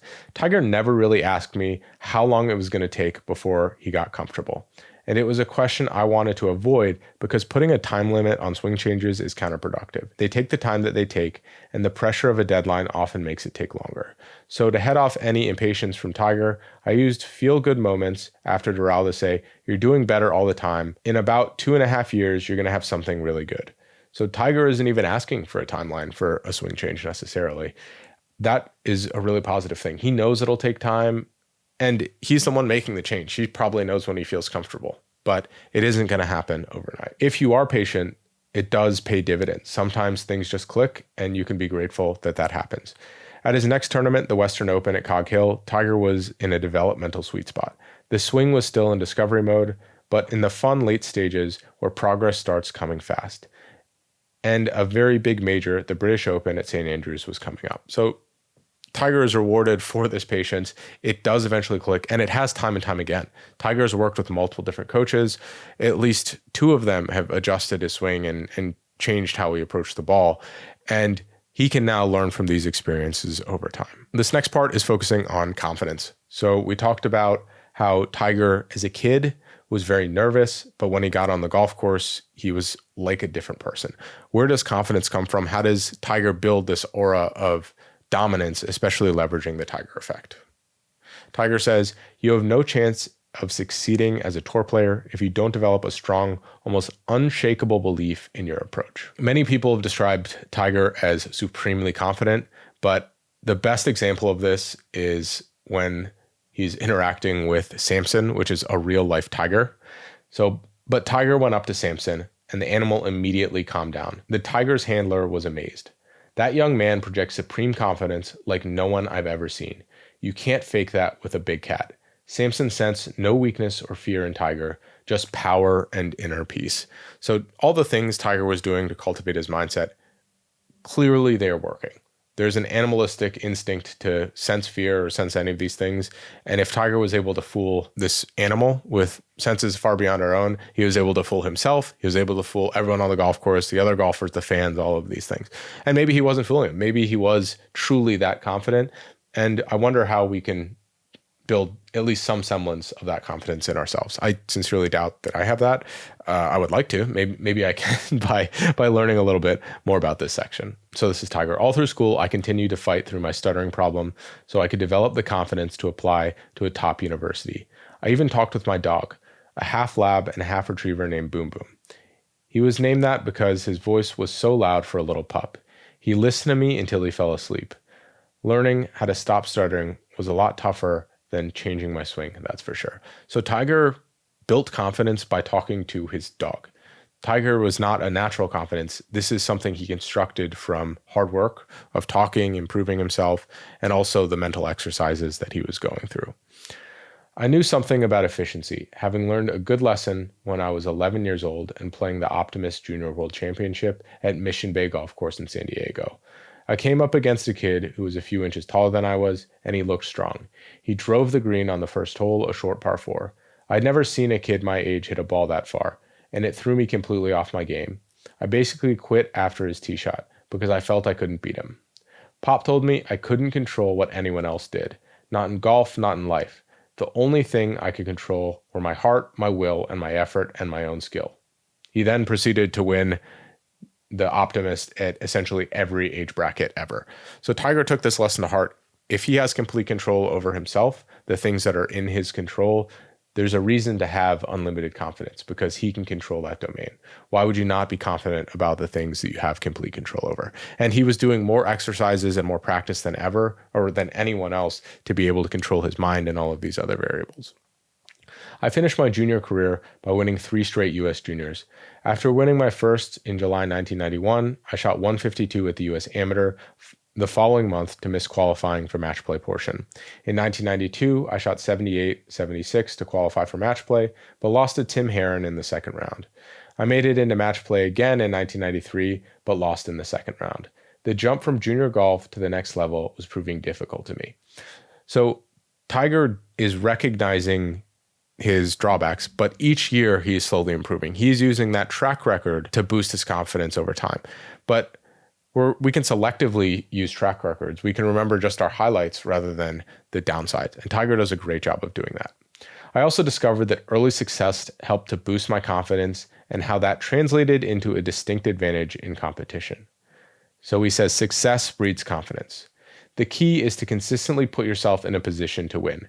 That's the only way you get used to the pressure. So when you're faced with a must-make putt, you know the feelings that go along with it. More important, you know how to deal with them. He says, I was a confident golfer, and I'd proven to myself that I could find my game even when things weren't going well. Still, two-time U.S. Open champion Curtis Strange, who was working for ABC, had asked what I expected when I teed it up as a professional. I said I entered every tournament to win. Strange told me you'll learn. I suppose the skepticism was understandable, but I knew what I was capable of. So Tiger has this whole track record. He had won all these junior tournaments. Again, his most successful year of his career was, he said, when he was 11, when he won, I think it was like 43 straight junior golf tournaments. He had won the the US Junior Amateur, which is the largest and most difficult junior golf tournament. He won the US Amateur, which is 3 times in a row, which was the most difficult amateur golf tournament. And then he's coming into the pros, coming off the best amateur career anyone has ever had. Why would he not be confident that he could compete? Tiger also did a very good job of getting confidence from other people. So it wasn't just him and his beliefs and his track record, looking at other people's careers and their wins, as well as from what other people would say. So he says, Arnold got up and down for par. I missed my birdie putt, and so we have the hole. That was pure Arnold. He had no give up in him. He believed it was possible to turn things around, whatever the circumstances. Maybe one of the best examples of his attitude came in the 1960s Masters, when he birdied the last 2 holes to win by a shot over Ken Venturi. He knew he had to birdie the holes because Venturi was already finished. Tiger was able to pull from this memory of Arnold Palmer and use that for his own motivation. That was when he said that he and Arnold, this is on Jack Nicklaus. That was when he said that he and Arnold agreed that I could win more Masters than the 2 of them combined. That would be 11 times. It was very encouraging to know that 2 of the best players ever, well, Jack was the best if you count major championship wins as an ultimate criteria, felt that way about me. So Tiger was able to say, if these guys think this is so great about me, I can probably do some pretty incredible things. The last part I want to touch on with his philosophy before we get into strategy is his creativity. So Tiger believes that his creative mind is his greatest weapon. And he flexes this in a couple different ways. It's interesting to see how he talks about creativity, especially when a whole lot of his life is very structured, coming off what we were saying about his standard operating procedure when he was learning. The best way to describe it is a kind of inner vision that enables me to see things others might not, like a certain way to play a shot or a slight opening in a thicket. So I think that this pervades not just golf, but also his practice and his approach to the game. Tiger was viewing golf in a different way as an athlete, and that's why he was able to come in with a different body, with different advantages than other people had. I think that that is all part of creativity. Something that he really prides himself on is playing links golf very well, because he believes links golf is more creative than the traditional golf that they play in the US. I've grown to prefer links courses like those in the British Open Rota because they're the ultimate challenge to a player's creativity and resourcefulness. The one reason I love links golf so much, you get to use every ounce of your creativity, sometimes on the same hole. For example, at 200-yard 9-irons and 100-foot putts are not uncommon. Being able to control distance and trajectory is critical at any venue, especially those with island greens. But I enjoyed the creativity you could put into shots on the ground, the shots you could invent. Also, Augusta gave you a chance if you weren't in a good situation. It gave you the opportunity to bail out, but if you did bail out, you have one of the hardest pitches on the planet. So Tiger felt like he had an advantage in these scenarios where he could use the creativity. He could hit all of these different shots. Tiger's game was far more dimensional than a lot of the other golfers. And as they, quote unquote, Tiger-proofed Augusta, that's something he didn't like. He felt like not necessarily his length off the tee was changed, but the creativity he could use on the golf holes diminished because it was a lot more target golf. He also says, strategic golf appealed to me, although I enjoyed and even thrived in amateur golf on the excitement that came when I was required to hit one shot and one shot only over the water. And you'd better do it now, as Jack had to do on the 15th hole on the last day of the 1986 Masters. I just never wanted that kind of golf as a steady diet. I found too much of it boring. It didn't ask a golfer to imagine and create shots. It didn't generate confusion in a player's mind. There was one choice, the airball. So Tiger also found stimulation in being able to be creative. Target golf was essentially boring for him. And unfortunately, that's where golf is heading a lot more, to these high ball flights, hit it as far as you can, pitch it out, and get it as close to the green as possible. The more creative I could be, the more inspired I would feel. This was another reason I was so excited about my first Masters and my first major as a professional golfer. As Hank Haney had mentioned before, Tiger tended to hit some of his more difficult shots more effectively than the easy shots. And it all comes down to this. I could really feel a trouble shot and often hit some of my best shots when I was in recovery mode, because the recovery shots generally require more creativity than the straightforward shots. Tiger really engaged himself when he was using his creative mind. Some of the most memorable shots Tiger has hit come from a very creative place. This was also an edge that Tiger believed he had. So he admitted afterward that he hadn't played his best golf, but he had won using what he had called his greatest weapon, my creative mind. So again, Tiger's mind, Tiger's creativity was a force of motivation, was also a weapon in allowing him to look at the golf course and play in a different way that might create more high percentage shots just from going outside of convention. When we look at this whole section focused on Tiger's philosophy, I think it's important for us to personally evaluate how we view failure. What are we saying to ourselves when things don't go our way? And how do we maybe change our language around that? A lot of that goes to the self-talk that we were describing before. It can be as simple as looking at failure as positive adversity, positive stress for us to push through. I don't think any athlete, any high achiever has gone their career without experiencing some failures. And a lot of it is how we navigate that and use those things. Also, being patient is something that I've really been working on personally. Patience in just naturally, things can take time, especially physically. When I'm making a golf swing change, when I'm learning a new movement pattern, when I'm trying to improve, for example, my podcasting, sometimes it takes reps. Sometimes it just takes time for things to integrate, and putting less pressure on yourself to get it right and more focus on just doing the things you know you should be doing to improve can really help ourselves. Taking a little bit of that pressure off yourself, knowing that time is on your side. We should also think about confidence in ourselves. So where does that come from? What things have we achieved either recently or in the past that can help us build self-confidence over time? We can just simply write a track record of things we've done. And that is a very effective science-backed exercise of just writing our successes, which can help us breed more confidence in the future. And finally, how can we be more creative? I'm reading a really good book now called The Pursuit of the Impossible, and there is a great section on how to breed creativity. I'm going to leave that book in the show notes because I was not aware of the different ways, the different types of creativity, as well as the different approaches to improving your creativity. The number one thing is improving your mood and improving your outlook as more positive. That is the number one thing that increases the amount of creative drive that you have. So a little paradigm shift could be valuable there. Next, we'll talk about Tiger strategy, and that will be the end of part 2. All right, the last section in this episode is focused on strategy. So Tiger Woods wasn't looking to win in the short term necessarily. He was looking to dominate golf for a very long time. And he does some things very effectively to do that. He's not necessarily thinking in the short term. Again, he has this long-term mindset that I find very impressive. So let's dive into this. Again, this has been a very long episode. I might have overdone it with some of the examples and quotes, but I'd rather be more thorough than shortchange you all on some of the examples. The more examples we have, the better chance we find something that really resonates with you that you can pull out of and use as an example in your own life. Tiger is, above all, a calculating golfer who plays percentages and makes sure to err on the safe side. What he abhors and has built his career on avoiding are the kinds of mistakes that produce bogeys or worse and kill both momentum and confidence. Wild tee shots that produce penalty strokes, loose approaches that leave no chance to save par, blown short putts. So that's very different than the way that many people would characterize Tiger. We talk about Tiger as fearless, as an artist, as making all these impressive shots, but Tiger's a lot more cold and calculating than that.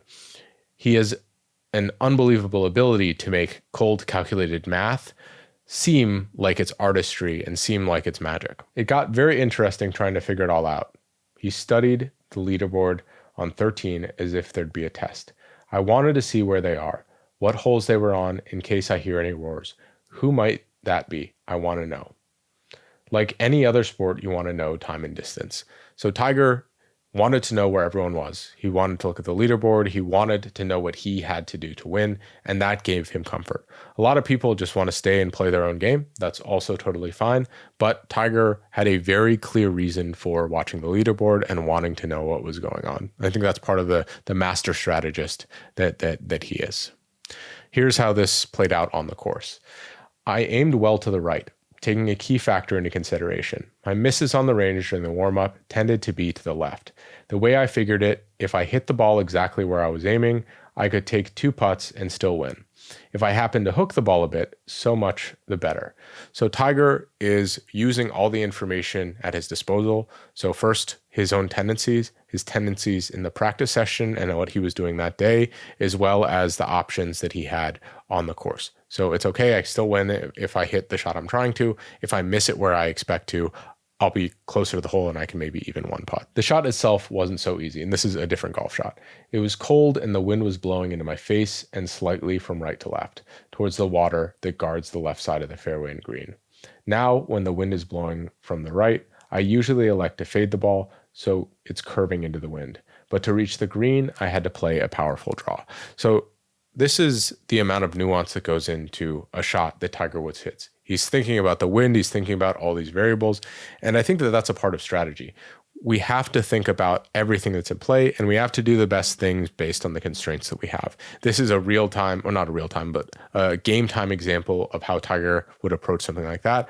Yes, I would usually do this, but in order to get the outcome that I want, I'm going to have to change this because of this variable. And in this case, the variable is that he doesn't hit a fade as far as he gets a draw, so he's going to have to draw the ball to get it there. He also is very intentional about learning a lot of different shots. He finds that shots give him options. He was a smarter strategist and a superior manager of his mistakes. His weapons weren't as gaudy, but he had more of them. This is Tiger on the most important club in his bag. A lot of people will tell you it's the putter simply because more strokes are made with the putter than any other in a round of golf. But the driver gets my vote for several reasons. A good drive makes all things possible. My chances of making a birdie or an eagle are increased enormously when I crush a ball along and straight. This is how he views his irons. The irons are the true offensive weapons in golf. I always feel a surge of excitement just pulling an iron out from the bag, because that's where the process of making birdies really begins. And Tiger is actually onto something. So I work in golf stats. What we find is that around the green, chipping is arguably the least important part of the game at the highest level. So the difference between professionals, chipping is relatively small compared to that of their approach game or their driving. Putting can have a large influence, but there's a lot of volatility in putting. So golfers that are really good drivers and iron players tend to play really well week in and week out. And when they have a good putting day, which is semi-likely because there's a lot of volatility, they tend to win. So I would personally rather be a great driver of the golf ball and a great iron player, and the rest of the game, leave it up to chance. Obviously, you want to be good at everything, but you do have to choose how to allocate your time. If water guarded the left side of a green and the pin was cut on that side, Tiger could come in with a draw that started well out to the right. If there was a heavy wind, he could come in low. If the greens were particularly firm, as they were in majors, he could come in high with a lot of spin. He just wanted the fullest toolbox possible. So Tiger is designing and creating all these different types of shots to have options in any scenario that he could face. That's why Tiger could win in so many different venues, in so many different majors, is because he had all of these tools in his toolbox. That was clearly by design. This is also Tiger on his approach to consistent golf. A big reason for my success is the fact that my misses are not as bad as they once were. I have fewer train wrecks. If I'm 2 down with 2 to play and have to make birdie, for example, then I'll try to hit a heroic shot. That's also part of what makes the game fun. I relish successful escapes, but believe me, I assess the percentages before I attempt one. So Tiger is a lot more intentional about when he's being risky, especially if winning is involved.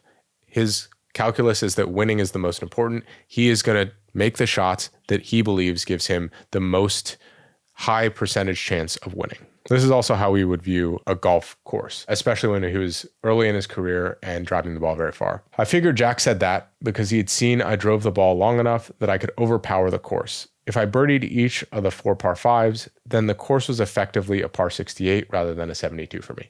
Bryson DeChambeau got a lot of criticism for saying this about Augusta when he played as an amateur, but it's also true. If Tiger is driving the ball so far, framing the course in that way and strategically playing it as the course is at par 68 gives him an advantage on the field. He has some very unique strategy for preparing for events, and I wanted to dive into that a little bit. I'd been practicing for this moment since the start of the year, even during other tournaments where I'd worked on shots that I knew I would need at the Masters. Hitting the ball high with a slight draw, getting my lag putting down so that I would have as many tap-ins as possible for my second putt. Butchie and I were pointing to the Masters we were pointing hard. So Tiger is trying to peak for this tournament. He's using all these other tournaments to prepare, and he knows what type of shots he's going to need going in.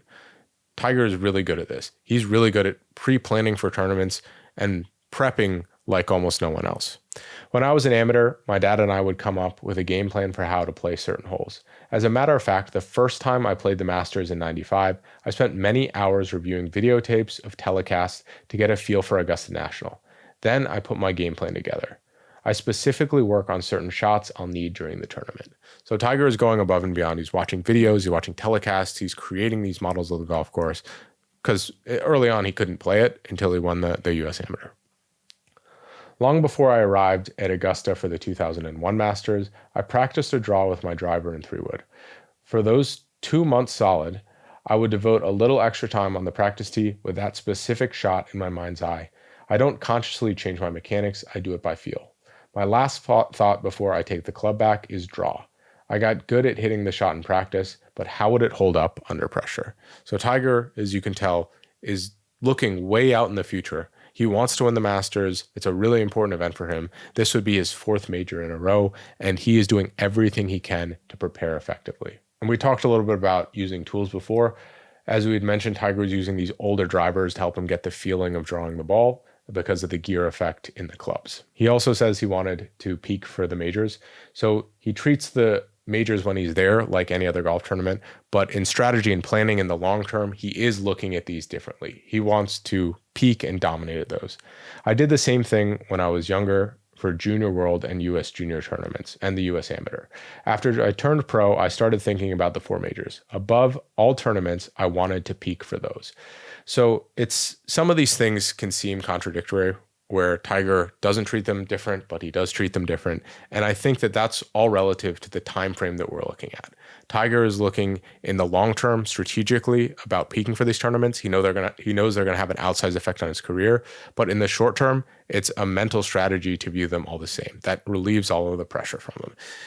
The ability to compartmentalize and do that is really impressive, but I think it's very logical to do that. A lot of the things Tiger says about preparing, particularly for Augusta, are things that he has to do way out, not just at the tournament, not just a couple of weeks before. So an example of this is he knows that hitting the ball high is an advantage at Augusta. So he works months before to practice hitting a high ball. He also knows that taking spin off of his irons, not ripping everything back, hitting more of a dead hand shot is important. So he tries to work that, and he uses the other tournaments to practice that over the course of the year. Tiger also uses a little bit of strategy to mitigate nerves. So he says, I was extremely nervous on the first tee.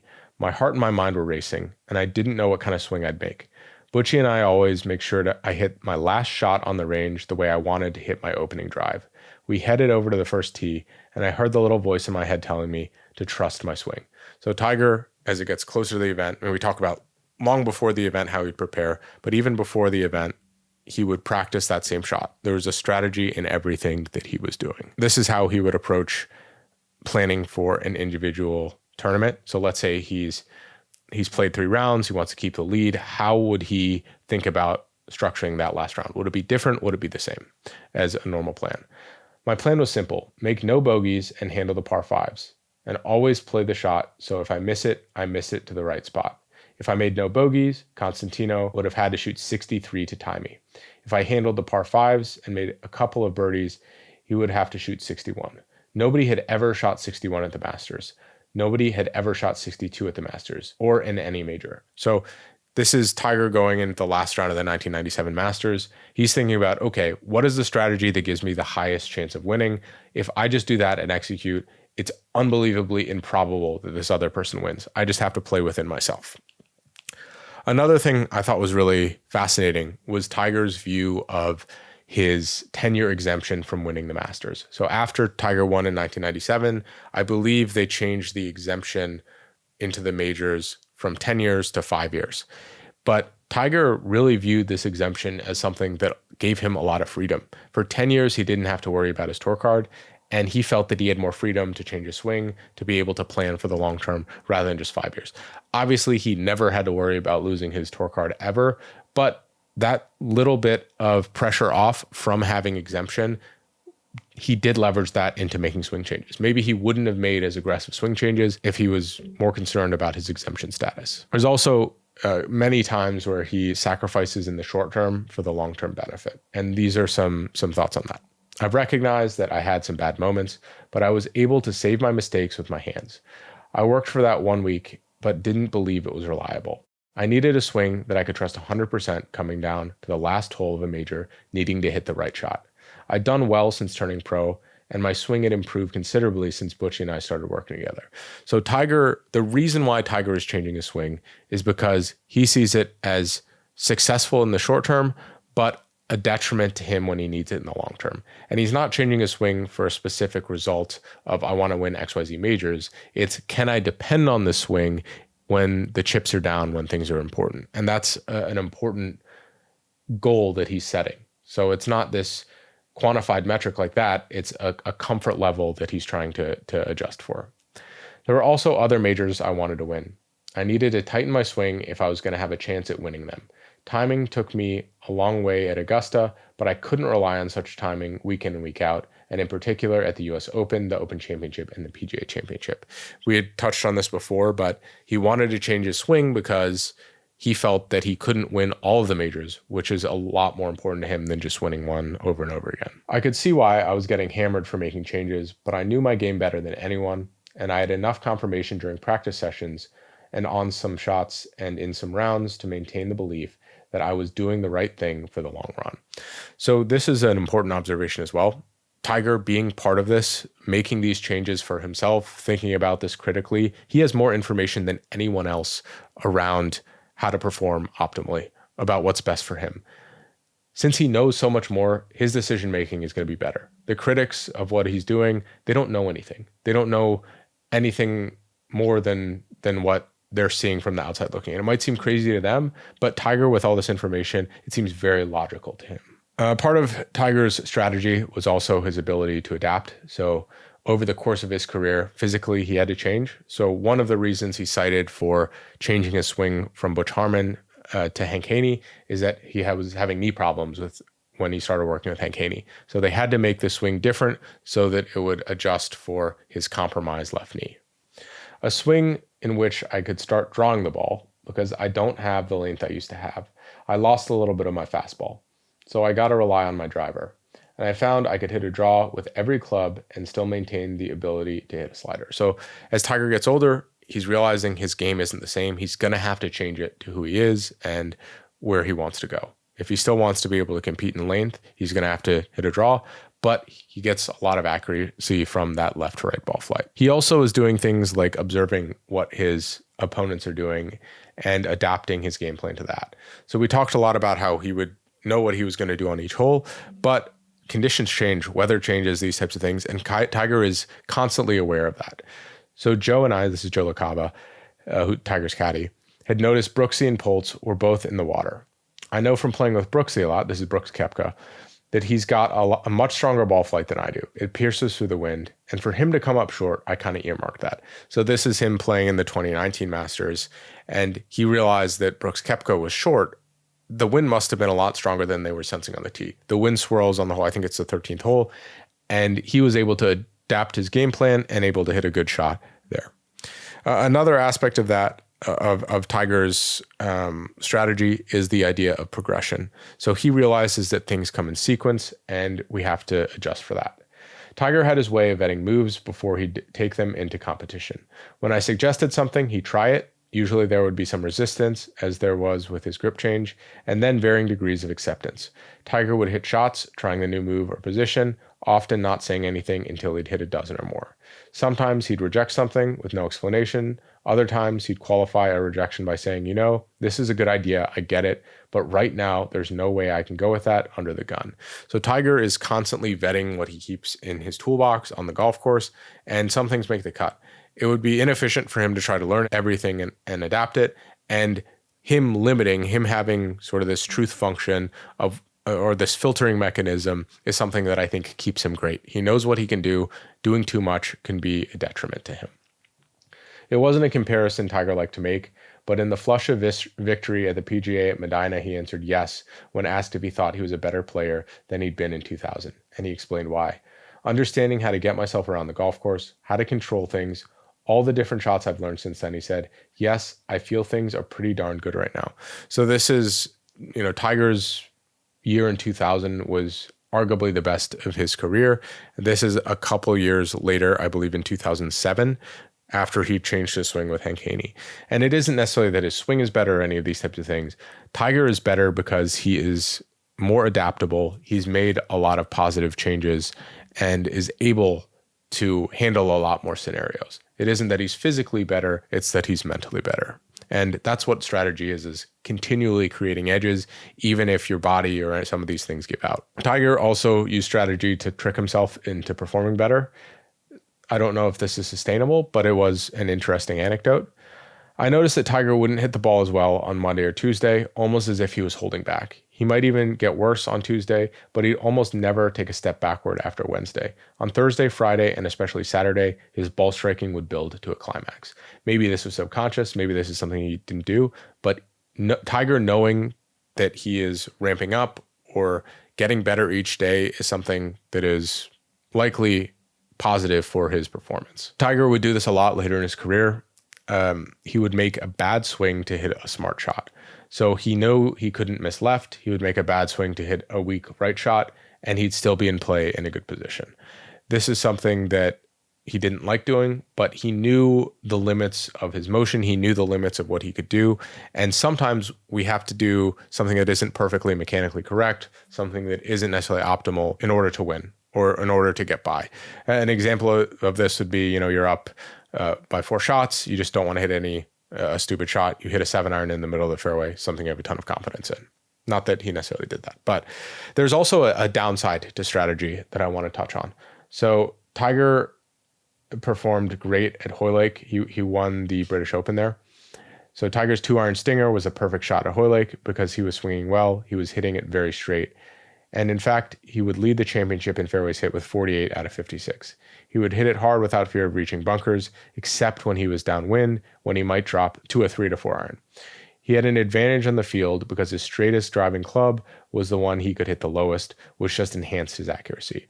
Because the fairways are so fast, he could get the 2-iron out further than any other player. They either hadn't mastered the technique of hitting a 2-iron in such a way, or they didn't have the power to hit it as far. These players were forced to hit hybrids or fairway woods, which were harder to keep low into the wind and more difficult to hit straight. So Tiger, again, does great strategy here, wins this golf tournament in an impressive fashion. But the next year at the British Open, I forget where it was, he tried to do the same thing. And the golf course was fundamentally different. His 2-iron strategy that worked so well before blew up in his face because it was the wrong strategy for the course. So we can be a little too rigid with our strategy, thinking of something that worked before. And that's a lesson I think we can learn from the failure of Tiger's here, is that the strategy that we adapt has to be relative to the course. It's not just all British Opens we approach the same way. It's the golf course as well as the course. It needs to fit in the right way. So that is the end of part 2 of the Tiger Woods series. I realized that this is quite long. I didn't realize I went so deep into the research here, but I really think a lot of this is valuable. It's so interesting to unpack what goes on and the mechanisms that are driving Tiger. As I'd mentioned, we covered quite a lot on this podcast to begin with. We talked about Tiger chasing the edge. So competition is a means to an end of creating that feeling of pushing his limits. There's also this idea of having an enemy, having someone to push against. We also touched on how his pursuit of unachievable perfection is something that motivates him as well as innovation and the unique goals that he set following Jack Nicklaus's age record. We also touched on the 15th club, which is his mind, some aspects of the alter ego effect, as well as the power of his memory, of visualization, as well as his ability to talk to himself and how he felt and got into some of these zone-like states. We also touched on pain and the Tiger effect, his ability to completely overwhelm his opponents and peers in the golf space. We also focused on his philosophy, his view of failure, his ability to gain confidence in different areas, his capacity for patience, where he was quick to action, but realized things took time to integrate into his game.